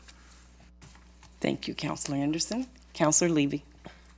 Oh, we're moving on, huh? Okay. No, we often say that's one thing about when you get 7 different opinions up here. It's all about what you're doing for the community, and we're all up here. We care about our community, so even though, as Councilor Anderson said, we may have difference of opinion, at least we could be disagreeable and still respect each other, and I think that speaks volumes to the caliber of individuals we have here. So I just wanted to say that. But to echo Councilor Anderson, we did have a couple of Juneteenth events, and they were both well attended. Thank you to all the staff that attended. We saw a lot of fire department there, a lot of the chief, and a lot of police departments there. So thank you to all the staff that also attended. And I also want to thank city manager and also Brian from DPW. There was an incident at one of the Juneteenth about 8:30 at night. They were, I think, losing power, and we got on the phone and we had it fixed. We did get somebody on site, and I just wanted to commend our staff for doing that because it was a Saturday night before Father's Day, and Brian came out and took care of everything and was very professional and made sure everything was right. So I say that to say we have an awesome staff here in the city, and we never should take that for granted because it was like Johnny on the spot. He was there and made sure everything got back up and running, and so we appreciate that, and thanks to the city manager as well. But I just want to put that out there, and once again, thank our staff. That includes everybody who works for the city for the job that you do each and every day. We greatly appreciate it. You may not hear it a lot, but we do appreciate what you do. Thank you. Thank you. Counselor Day. Thanks, everybody. Yeah, I'll add a couple things. I was at the one that was down on the river, Juneteenth. It was pretty phenomenal. 50+ vendors, great food, good music, but good event. I got the honor of attending the water pollution facility groundbreaking here that took place on the 16th, and I think Bill did a really nice job of explaining to everybody. Laura also emceed that for us, so I'm sure you saw it in the paper, but it's a big deal for our city. These things only happen every 20 to 30 years, so, and I won't be around when the next one happens. Maybe. You won't. I had my second committee for the municipal golf course. So they're doing really well out there for everybody in the public. They did 900+ rounds more in the month of May than they did last year. So we played almost 3,000 rounds out there. So they're doing a really good job of keeping it going. So if you get a chance to go play, it's nice and green out there. That's my report. Thank you. Thank you, Counselor Day. Counselor Terrell. Yeah. So over the weekend, I wanted to say, with the 2 Juneteenth events that were put on, one on Riverside, one at Telford Park, it was pretty good to see, some diverse ways of celebrating. And I went to the one at Telford Park. It was honor. A lot of people that I knew out there. A lot of them coming up and congratulating me again on being a councilman, coming in, speaking to people and whatnot. But like I say, it's a family. It's like a family thing going out there. I wasn't able to attend the one on Riverside because I got caught up in the day. But outside of that, it was a good event. Good to see the softball kids doing their thing as well.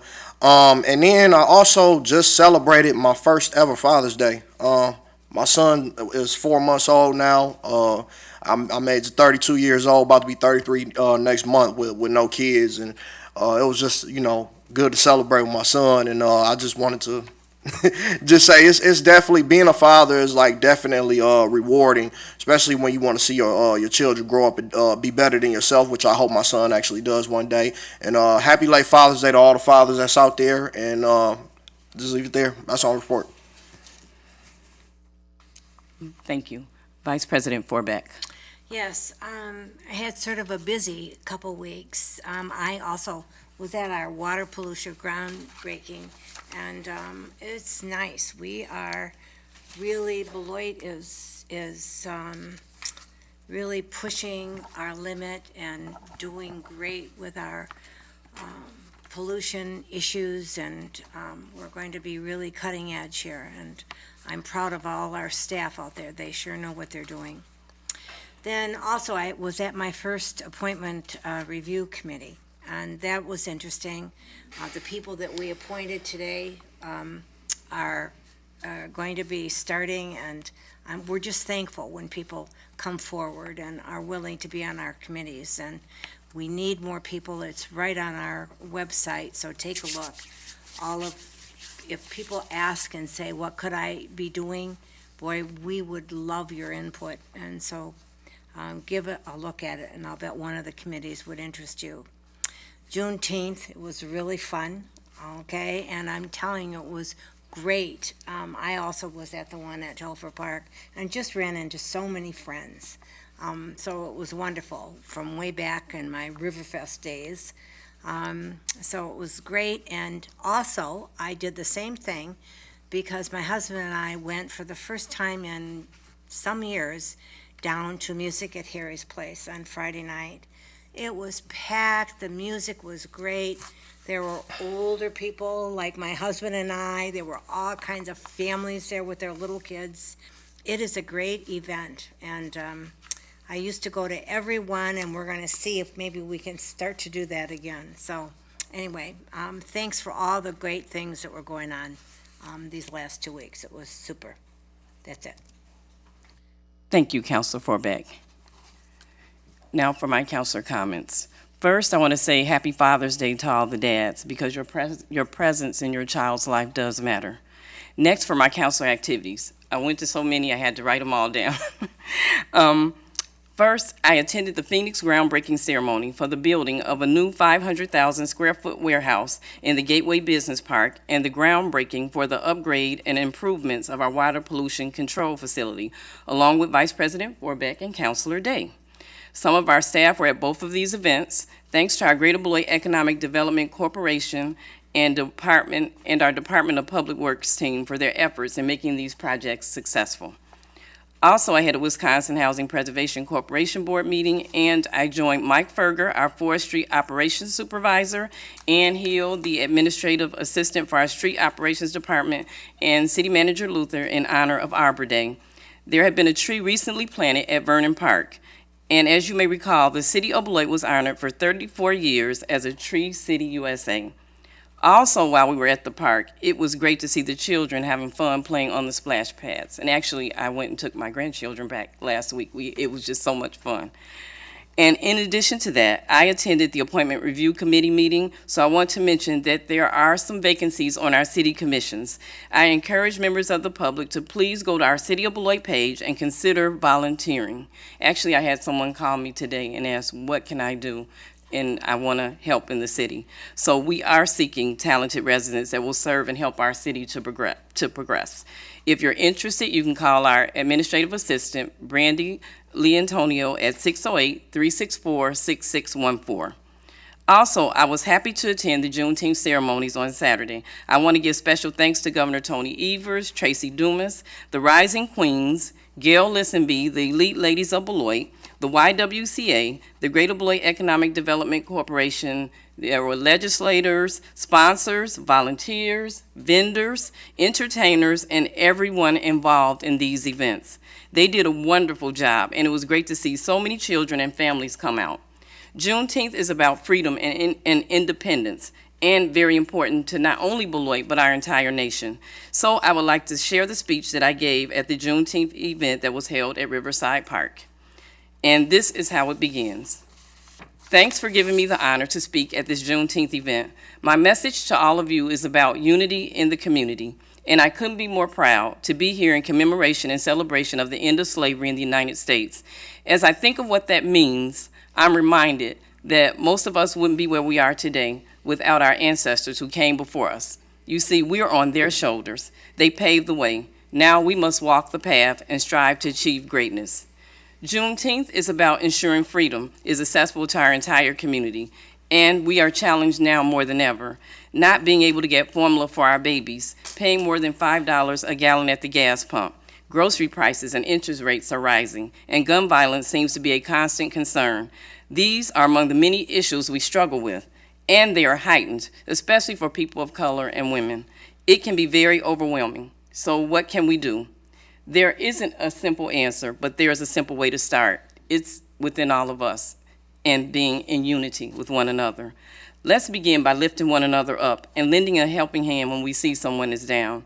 Let's be our brother's keeper and look out for one another. And let's mentor our youth and support our entrepreneurs, our local and minority small business owners so they can be successful. When one person thrives, we all do. Throughout the year, let's join in strengthening and improving our Beloit community because together we can make our lives better today and for our future generations. Let us embrace the freedom that we have and become the shoulders that our children and grandchildren rise on. And then I said, Happy Freedom Day, everyone. So in closing, there are so many positive things going on in Beloit, and I'm even more appreciative to live here with all the events and things that I saw going on. And so I think we just have to learn how to appreciate those little joys and those little things of happiness that we take for granted sometimes. So I just hope that we all work together. The one thing that we can choose to do is to spread more love in our community. So this ends my counselor report for this evening. Next, we'll go to item 11. Item 11A is Fire Department update.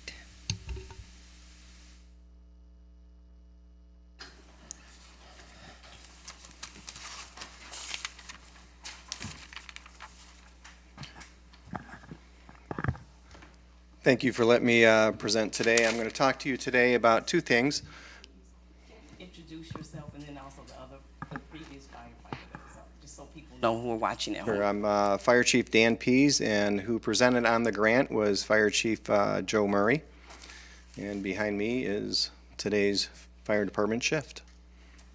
So Should have them all come forward. No, thank you guys for being here. Appreciate it. Yeah, I'm going to talk about firework safety, and also I'm going to talk about regionalization. I'll talk about regionalization first, if that's all right with everybody. And if the group behind me is still here, I will pick one of them to talk about firework safety. So let's talk about regionalization. So in the United States, 2/3 of all our departments are volunteer, and 1/3 are full-time career departments. And what we're seeing across the nation right now is the volunteerism for these departments is severely lacking. And these volunteer departments are starting to struggle. And when they struggle, it impacts all of the full-time departments that are out there, because we all work together on incidents. And Rock County is no different. 2/3 of the departments in Rock County are volunteer, and 1/3 is career. So what happens is when a volunteer department receives a call and they aren't able to get personnel to respond in that call, we're not going to let that call go unanswered. What we're going to do is we're going to respond. So who's responding is the career department. So when these volunteer departments are struggling, it impacts the resources of the career departments. So taking a regional approach on how to respond in this area is what we're trying to do. So what occurred, I want to say this has been going on 2.5 years ago, we introduced AVL, which is the automatic vehicle location, with the 3 career departments that are in Rock County. So that essentially removed the jurisdictional boundaries between our 3 departments. And we respond the closest vehicle to whatever incident. And, we can't extend that, the AVL program, to these volunteer departments because they can't reciprocate. So that's where the regional approach comes into play, where, I would like to see, a Rock County Fire Department ultimately. That would be ideal, and, everybody would pay their fair share to be part of the Rock County Fire Department. But in the meantime, as a career department, we have to staff our department accordingly to protect our community. And ideally, in Beloit, we have 3 fire stations, and we staff an engine and ambulance at 2 of the 3 fire stations. And I've had many conversations with our city manager, who totally supports the idea of a 3rd ambulance, but I was tasked with, there's a cost associated to it. I was tasked with coming up with a sustainable funding source to staff that 3rd ambulance. Well, a sustainable funding source is on the horizon and has not been approved. This is through ground emergency medical transport. Basically, we're able to receive more from Medicare and Medicaid for the ambulance runs that we're currently taken care of. And once that money is proven, we'll be coming before you and asking, to staff a 3rd ambulance. So that's on regionalization. So, again, with regionalization, there's resources. The resources is equipment and staffing. And right now, what we can do in Rock County and what we're starting to do is, in terms of equipment, not every fire department has to have an engine, an ambulance, a truck, a tanker, or whatever it may be. Maybe some of the smaller departments can be there with just an ambulance, where some of the larger departments can be there with the fire suppression vehicles. So that's just a better utilization of the resources that we currently have, and we're actively pursuing that right now with these other departments. So, any questions on regionalization? Any questions? Vice President Forbeck? I'm just wondering, what are the 3 staff, professional staff? I'm assuming Beloit and Janesville. And Town of Beloit. And Town of Beloit. Okay, Yep. those are the only 3 in Rock County. Yeah. Wow. Did not know that. Yep. I got Councilor Terrell? I got I want to say a little list of questions here about some things, because I've got a little bit passionate about this subject, did some research outside of means that we had. So my understanding is that, because we're talking about staffing, so my understanding is that we already have people within the fire department who are shift leads, and to my understanding, that is an acting battalion chief position. So I'm kind of curious of why we are actively pursuing battalion chief positions when we have people who are quote-unquote shift leads that are already filling those positions, and have been filling those positions for 3 years. So I'm kind of wondering why we can't promote these people and just make, and because my understanding is that people are being moved up slots. So people within the fire department are filling positions that are above what they're supposed to be doing. So we have open spots at the bottom that I feel like, because what's going to happen is that the council is going to be asked to spend a lot more money to hire these battalion chiefs, to go outside and hire people on the outside. We already have people in there doing the work. So I'm trying to understand, why can't we hire the, if you want to say, entry-level positions for fire and EMS requirements, and keep the people where they're at, if they've been doing the job for over 3 years now. Yeah, when the city recruits for administrative positions, What is typical is you do a nationwide search to get the best candidate for those positions.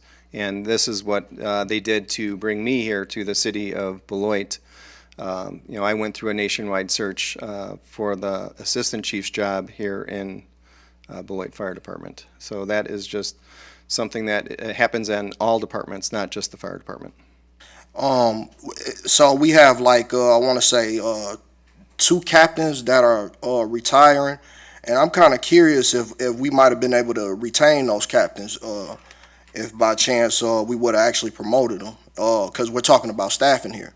So it just not necessarily on you, Chief P, because I think it's a little bit more to it than just what you could tell me, but it's just I'm concerned about the morale within the fire department, and like I say, with the research that I've done, people are actually content with the leadership that they already have, and I'm kind of just wondering, like, it shouldn't have to be necessarily a national search, unless somebody want to correct me on that, because we already have people doing the job and who have been doing the job for 3 years. So, and as I said, it's going to be more money spent having to do that instead of keeping these people here that are already there.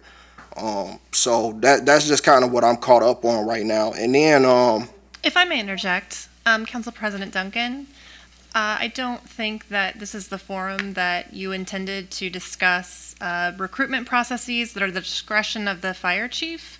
This goes into the staffing issue that we're talking about. When we're talking about 2/3 are volunteers with the department, and we're lacking in volunteerism. Why are we? No, sir. Yeah, I apologize. We do not have volunteers that work for the City of Beloit Fire Department. He was Okay. referring to other departments that cause a need for us to respond outside of our own jurisdiction. And I'm specifically talking about here in Beloit. But I'll just let you answer the question. Well, you're talking about staffing here in the city of Beloit. Like I said, I've had conversations with the city manager about having a fire suppression and EMS vehicle at each station. She was in 100% support of it. I was tasked, obviously, there's got to be a funding mechanism that supports that, because this is for a career. And, the funding mechanism is promised. It has not yet been received. Once it's received, again, we'll be coming before you to ask you for more personnel so we can fund a 3rd ambulance. Okay. I was just So going it's also important to clarify, if I may, that when recruitment processes are going, they do not prohibit internal candidates from being considered. And we have an example of Deputy Chief Griffin, who was appointed from within and promoted from within, and that is always something that we strive to do. By opening the door, you have the opportunity to look at everyone who is interested in the position. So I just want to be clear that our processes do not prohibit any internal candidates and are always intended to promote fairness and equity. And I'll build on that too. When I applied for the position here in Beloit, I was in the same room with Deputy Chief Griffin, and there was 2 positions opened. I filled one, and he filled the other. Mm-hmm. Thank you. I think the Council Terrell is just as passionate as we all are here on the council, so we certainly understand. But from my understanding too, this won't be your last time coming before the council. You'll keep us updated on a regular basis. Absolutely. And if councilors would like to meet with you and have further questions, we can certainly do that as well. Sounds good. Okay. Are there any further questions? Okay. Thank you, Chief Pease, for being here this evening. All right. We got fireworks safety. Anybody? They all want to come up. Yeah. I can talk to you a little bit about firework safety. A quick overview. We'll talk about the problem. Who gets injured, when do injuries occur, the types of injuries, types of fireworks, and we'll give you some prevention tips. Because overall, we want everybody to be safe this 4th of July, and and not tax the resources of the fire departments to put out fires or take you to the hospital for unnecessary injuries. So the problem occurs with malfunctioning and careless use of fireworks. It results in thousands of injuries annually. Last year alone, nearly 17,000 people were transported to area hospitals for firework injuries. So that is alarming. And every year here in Beloit, it's a busy night, for the fire department responding to calls. I've worked last 3 of the last 4 fireworks that I've been, or 4th of July's that I've been in Beloit, and it's a long night. A lot of fires and stuff caused by a lot of these fireworks, and a lot of injuries too. So let's talk about the injuries. Injuries, over 40% of these injuries are from fireworks are children 14 years of age or younger. No child should have any form of fireworks. There is no such thing as a safe firework. As you can see by that diagram there, that most of the injuries occur to your hands and your head. And we're just trying to prevent that. Males, for some reason, are injured 3 times as much as females. And it's boys between the ages of 10 and 14 are the highest rate of injuries that is being reported. Now, these are just obviously injuries that are being reported. Types of fireworks we have, we got Class 1 fireworks. These are our professional fireworks. These should only be set off by trained and licensed professionals. Nobody else should have these fireworks. And when these trained professionals are out there, the fire department goes and we inspect to make sure that everything's anchored down and set properly before they even set off their fireworks. So, and we'll also go there and we'll hose down the area in which they're lighting these things so that no fires in that immediate area will occur. Then there's type 2 fireworks. These are your common fireworks, your firecrackers, your bottle rockets, Roman candles, and that type of thing.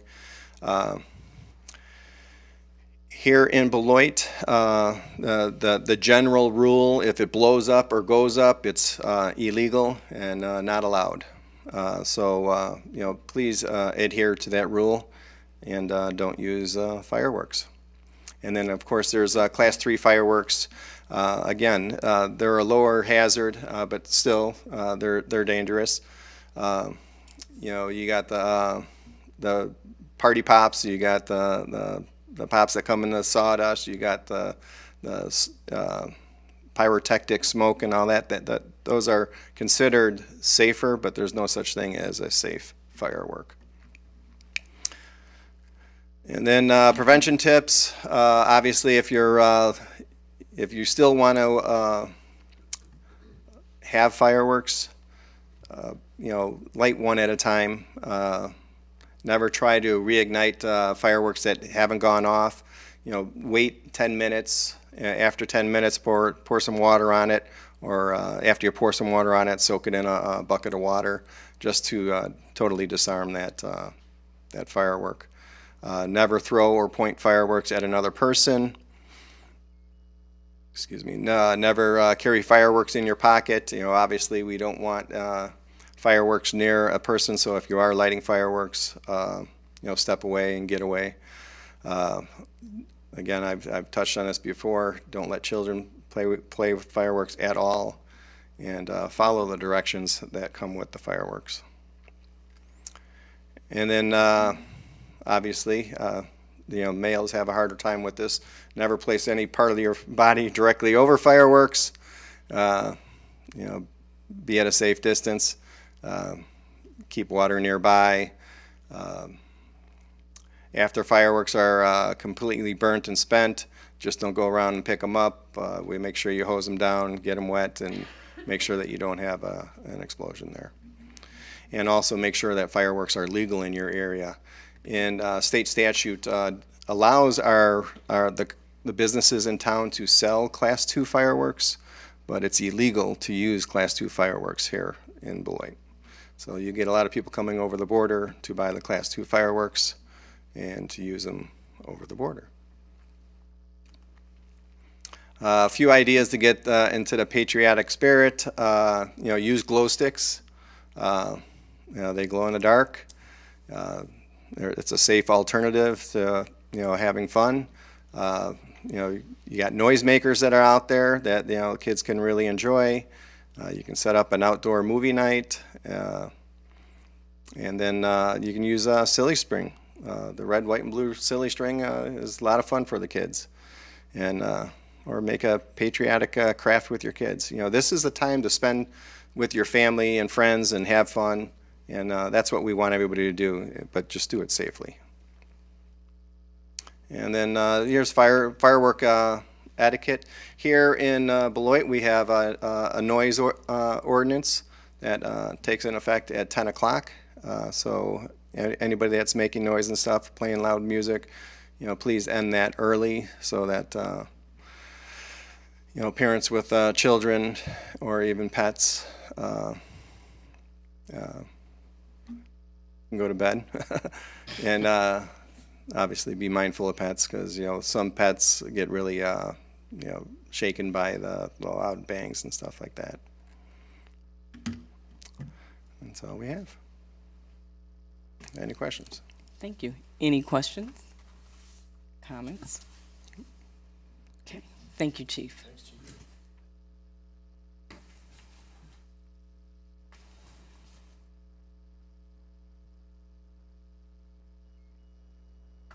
Item 12 is reports from boards and city officers. 12A is consideration of Resolution 2022-108, approving the City of Beloit wastewater compliance maintenance annual report.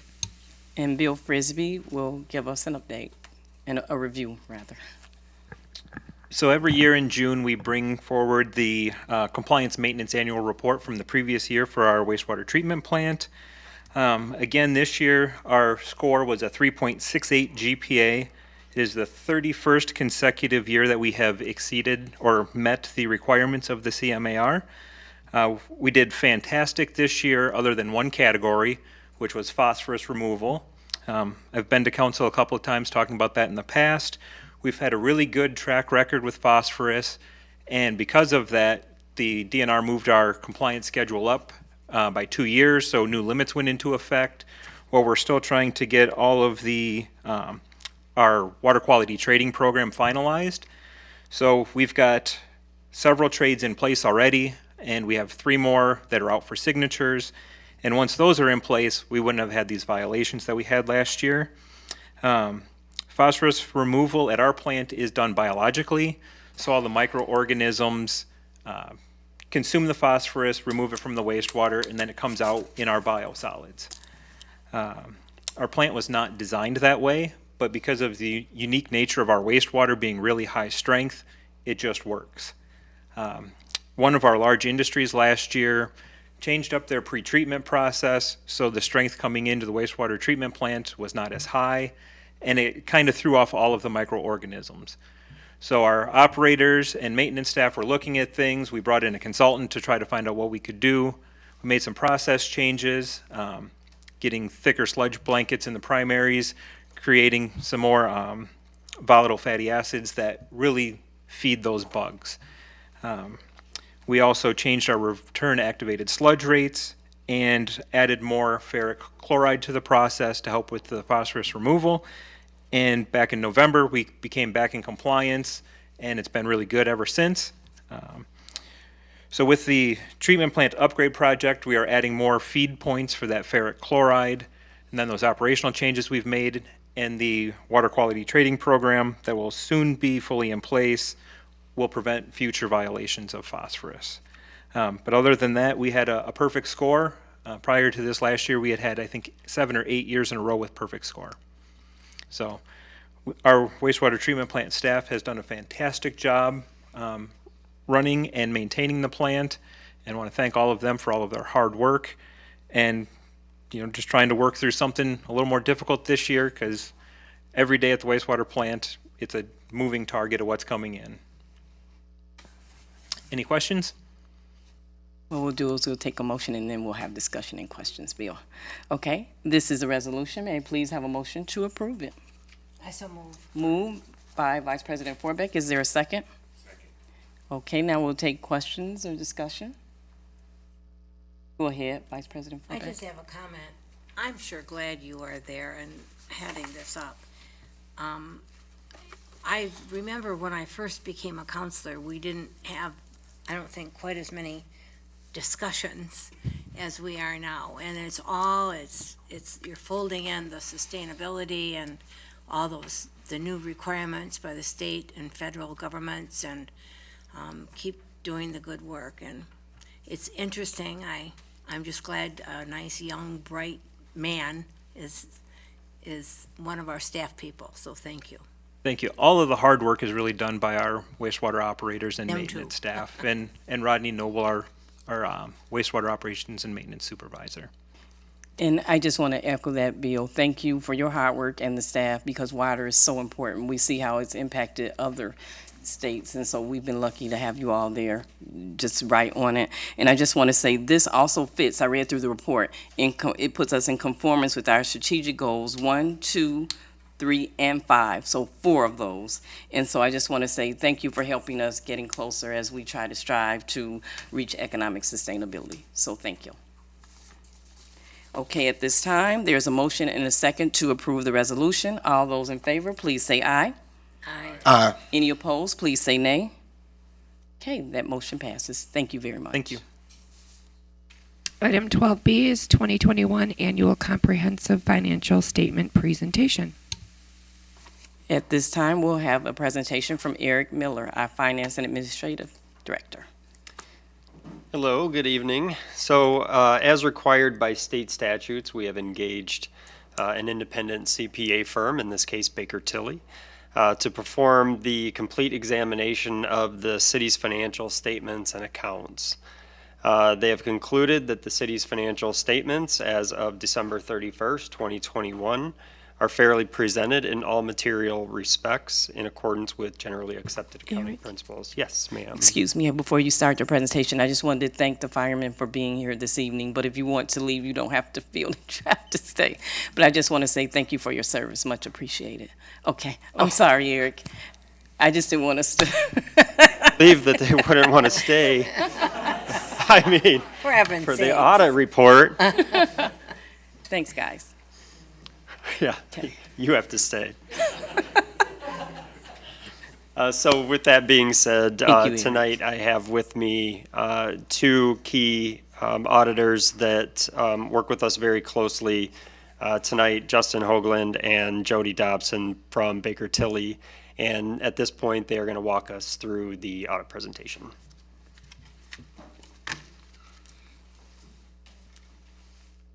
Good evening, everyone. Thanks for having me. I wish I had a fireman's joke now to say, but I don't have one handy.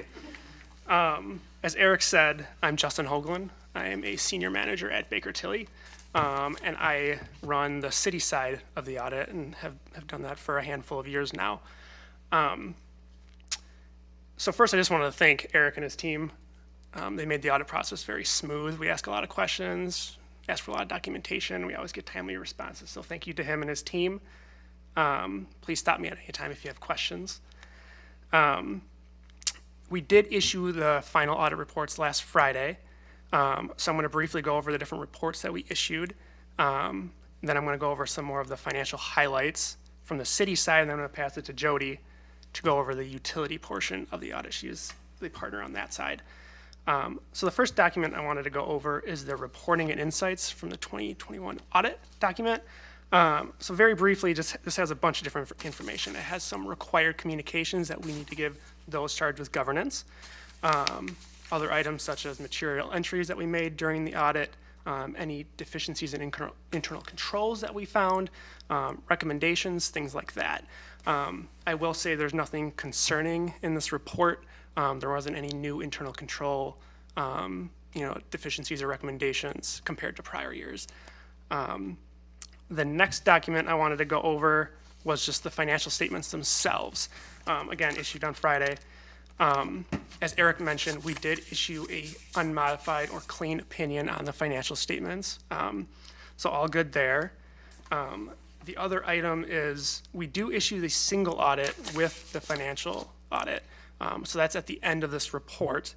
Any municipality that expends over $750,000 in federal rewards needs to have this single audit done. And Beloit pretty much does that every single year. We did have 2 findings, compliance issues noted as part of that single audit. The first one relates to the Section 8 program. HUD requires, as part of the HAP payments, the housing assistance payments that go out to individuals in this program, part of that calculation uses the utility allowance kind of calculation or rate. And so essentially HUD says every year the housing authority needs to make sure that the rates that they're using are still appropriate and there wasn't a change in the market. So that was not done for 2021. There was some confusion with the housing authority because HUD issued a bunch of waivers for this program saying because of COVID you don't have to do this, this, or this. So there's just some confusing language. So they didn't think they had to do it. But I know for 2022 they're already having that study done, so it should not be an issue going forward. The other finding that we had related to the federal transit cluster, and that related to there was no cost or price analysis done on the, I believe it was a washing mechanism for the buses in 2021. And so that did not follow the federal procurement guidelines or the Beloit Transit procurement manual. And so those are the 2 compliance findings that we had as part of this single audit. The next document I wanted to go over, which is up on the screen, is the financial highlights. And so looking at the first page, where I always like to start when kind of assessing the financial health of a municipality is the general fund, right? It's the main operating fund of the city where most of the day-to-day transactions run through. And specifically, I like to look at the fund balance, or as most people know as the equity that's built up over the years. So this first chart at the top shows what that fund balance was. The green is 2021, the black is 2020. And it kind of shows the different buckets or categories that your fund balance falls into. Just to describe them a little bit, so at the bottom here you have non-spendable fund balance of about 1.77 million. That's non-spendable because it's not in spendable form. And so that consists of items such as prepaids, inventories, and advances to other funds that it's not expected to get back within a year, hence it's not in spendable form.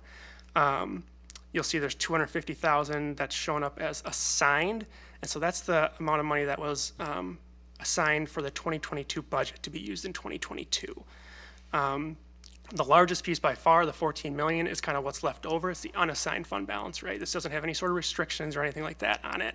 It can be used or not used at the city's discretion. And so right below that, we do have a summarized income statement. Again, this is very high level, the budget to actuals for revenues and expenses in the general fund. You will see that the city actually did budget to use 170,000 of its fund balance in 2021. However, its actual results was a net income of about 881,000. So the general fund did about over $1 million better than budgeted in 2021. Moving on to the next page. So again, this chart focuses around the general fund balance. And so one ratio that we like to calculate is we take that unrestricted or unassigned fund balance that we just talked about, we divide it by your 2022 budgeted expenditures in the general fund. And essentially this is saying, if we didn't take in any more revenues in 2022, how long could we kind of survive paying our bills, keeping the lights on, just using that unassigned fund balance? And so you'll see in 2021, it comes out to 42%, or about 5.5 months that the city could go on if it somehow didn't have any revenues coming in. The blue dots on that chart are other municipalities your size in Wisconsin, so you're above that the last couple of years, which is good. And the orange line going across is the city has a policy saying they want this ratio to be above 25%, which again, you're well above that for 2021. Moving on to the next page. So another area that we like to focus on as far as financial health of a municipality is its debt. So this chart shows in the black, it shows your statutory debt limitation. So that is 5% of the city's equalized value. So that's saying how much general obligation debt you can take out as a maximum. The green is what the general obligation debt actually is for the city. And so you've essentially used up, as of 12/31/2021, 41% of your debt capacity, which is very, very common in the range of average for municipalities your size in Wisconsin. I did want to note that the city does have a debt management policy that says you will not go higher than 3.5% of the statutory, or of your equalized value. And so from that standpoint, you used up about 58% of your debt capacity. And then going on to the next slide. So another ratio that we like to calculate is your debt service to non-capital expenditure ratio. Essentially, this is saying of your normal routine expenditures, what percentage of those have to go to pay your debt service, right? Because if you're using it on debt service, then you can't use it for something else. So in 2021, that ratio was 34%. So again, 34% of your normal routine expenditures went to debt service. I will point out, for 2017 through 2020 on this chart, you'll see that you're very close to the black dots, again, are the average for municipalities your size in Wisconsin. You're very close to that. There was a large leap in 2021. I would say this is nothing to be concerned about. In my eyes, it's artificially inflated. That is because in 2021, you had debt that was refunded. And so, you got lower interest rates. So essentially, you're switching debt for debt. But on the accounting side, we need to record those proceeds as revenue and the payment of the old debt coming off the books as an expense. And so that, again, that's kind of artificially inflating what's showing up as being principal. So if you didn't refund any debt in 2022, that's going to drop right back down, probably to close to the levels where it was the last 4 years. Again, so nothing to be concerned about. Any questions on those items? No question. Pass it to Jody. Thank you. Thank you. Thank you very much. So I'm Jody Dobson. I'm a partner with Baker Tilly, and I focus on working with the utilities, which are enterprise funds. So following full accrual accounting, the books are a little bit different, so we look at some different ratios here. So first off, we have the water utility. And the number at the top of the page related to the rate of return is because the water utility is regulated by the Public Service Commission at the state level. And so the rates are established with the goal that they provide revenue to pay the operating costs and then earn a return on your investment in that infrastructure, all of the capital assets that make up the utility. So the rates that are currently in place were designed to earn a 5% rate of return. And in 2020, you earned about 5.4% return on investment. And in 2021, it was 4.8%. This is not uncommon to see these slight fluctuations both above and below. It can happen both if you have a non-routine expense in one year versus the other, as well as you continually invest in your system, you're putting more dollars in, increasing that rate base that you're trying to earn on. So I happen to know that the utility is currently in the process of reviewing future capital plans and working on the timing of when does it make sense to adjust those rates again to make sure that they continue to provide adequate revenues. But if we look at the table right below that, the graph, we see that revenues have been relatively stable for the last 5 years, just slight increases each year. And at the same time, the expenses really have not varied quite a bit. That's the black line below. And so that margin has stayed relatively constant, which is very good for management. And then a couple ratios here that we'll have for each of the three key utilities. The first is unrestricted cash reserves. This is how much cash is in the bank to pay for operations until you get your next billing cycle in, because we provide service to customers, then we bill them, then we give them time to pay before they pay and we collect, and so we have to make sure we have that cash flow. So the water utility at the end of 2021 had about just under 2.5 months worth of cash on hand. So that's a reasonable place to be. Looking at debt coverage, this is a requirement when you issue revenue bonds in the utility. The revenue bonds will say that you have to have revenues coming in to pay your operating costs plus a little bit more than 100% of the debt service because they're not backed by the taxing authority of the city. So the water utility debt requires a 1.25 times debt service, and at the end of the year you were at 1.5, so well meeting that requirement. And then the bottom bar just shows how much of your capital assets in the utility are financed with outstanding debt, which is about 46%. Normally, we don't like to see it above 50% unless there's a significant project. In the case of your water utility, this was much higher when you first purchased the utility, and it's been working down since. So that makes sense. If we go to the next page, we have similar information for the sewer utility. We don't have a rate of return because the rates here are not regulated at the state. That's only the water utility. So for the sewer utility, we see that green line, the operating revenues, is above the black line of expenses for 2021, the first of the last 5 years that that's happened. So that's a very positive item to see that those revenues have been adjusted up and the expenses have really actually come down a bit with some cost control. So that's very positive. Looking at the unrestricted cash reserves for the sewer utility, 16 and a half months of cash on hand. So significant reserves there, but that also allows you that flexibility as projects such as the one that you were talking about, the groundbreaking, come up. Looking at the debt coverage, a 1.1 requirement, and you're at 6.7 times at year end. So well above that requirement, and that's really driven by that bottom bar. Only 19% of the existing infrastructure outstanding is financed with outstanding debt. So that's relatively low, but also makes sense in light of some of the projects or the plant being older and major projects on the horizon. So some of these things, as we look at them together, they make a lot more sense than one number in a vacuum. The next page looks at the same information for the stormwater utility.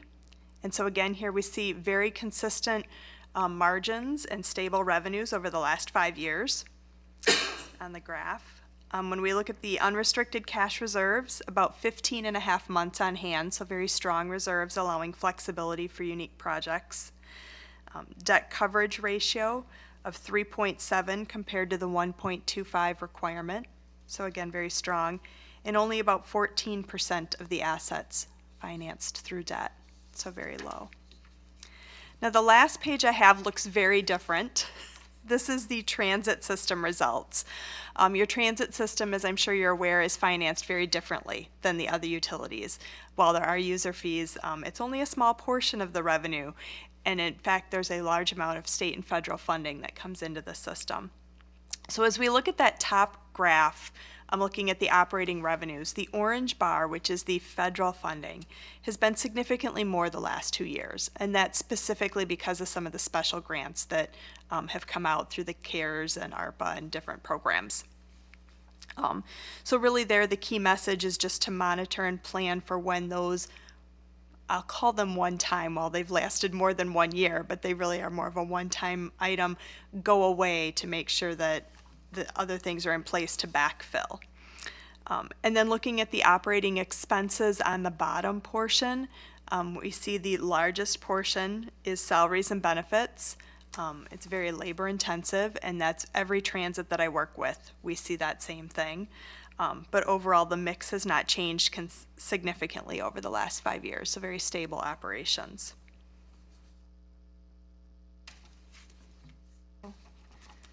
Yes, with that, we can take any other questions. And I would like to echo what Justin said about thanking the city team for all of their hard work. It definitely makes our job easier when they're organized and have things ready when we ask.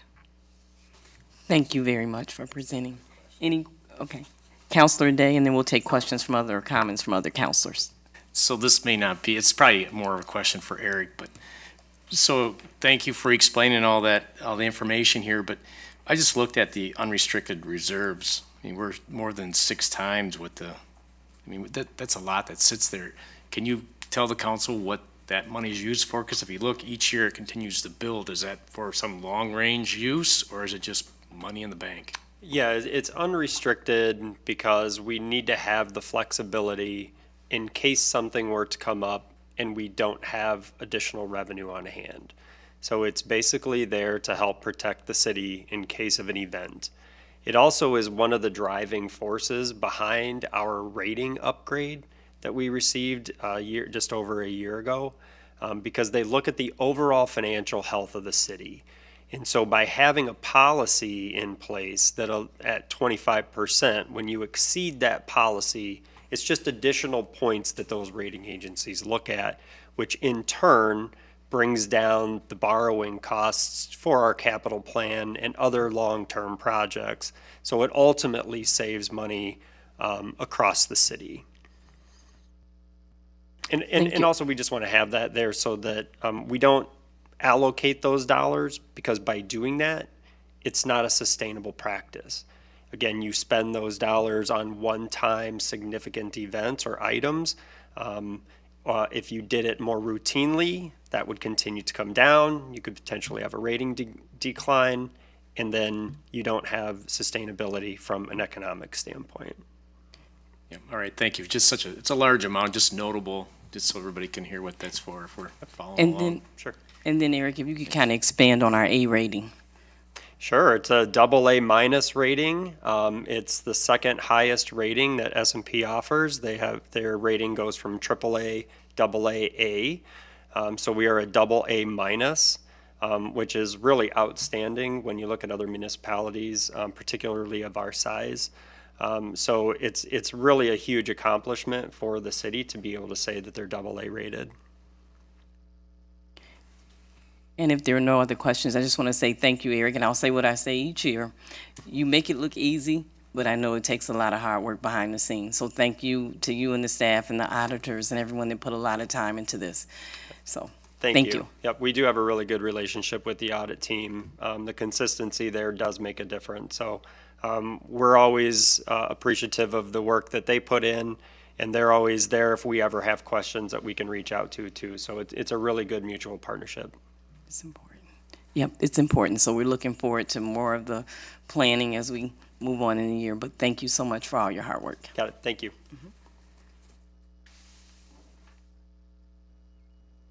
Item 12C, the City Council may convene in closed session pursuant to Wisconsin Statutes 19.85, Sub 1, Sub C, to consider the employment, promotion, compensation, or performance evaluation data of a public employee over which the governmental body has jurisdiction or exercises responsibility, and pursuant to 19.85, Sub 1, Sub E, for the purpose of deliberating or negotiating the purchases of public properties, the investing of public funds, or conducting other specified public business whenever competitive or bargaining reasons require a closed session, namely to discuss the following matters.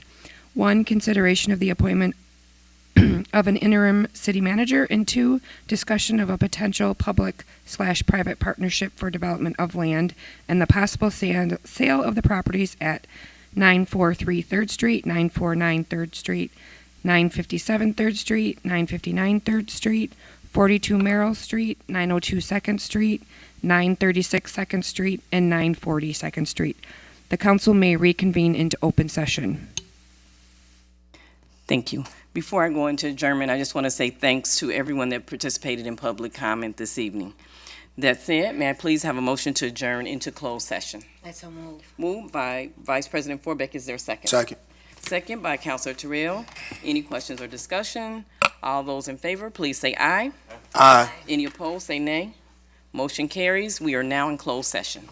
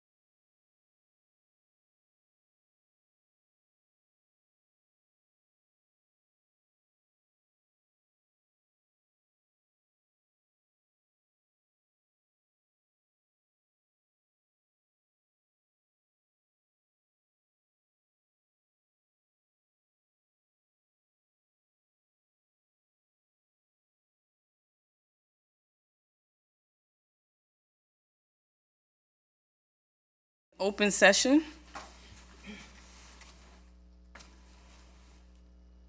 Okay, may I please have a motion to approve Beth Krieger as interim city manager at a rate of pay consistent with the current city manager effective August 5th of 2022? Is there a motion? So moved by Councilor Levy, seconded by Vice President Forbeck. Are there any questions or discussion? All in favor, please say aye. Aye. Any opposed, please say nay. Nay. The motion is approved.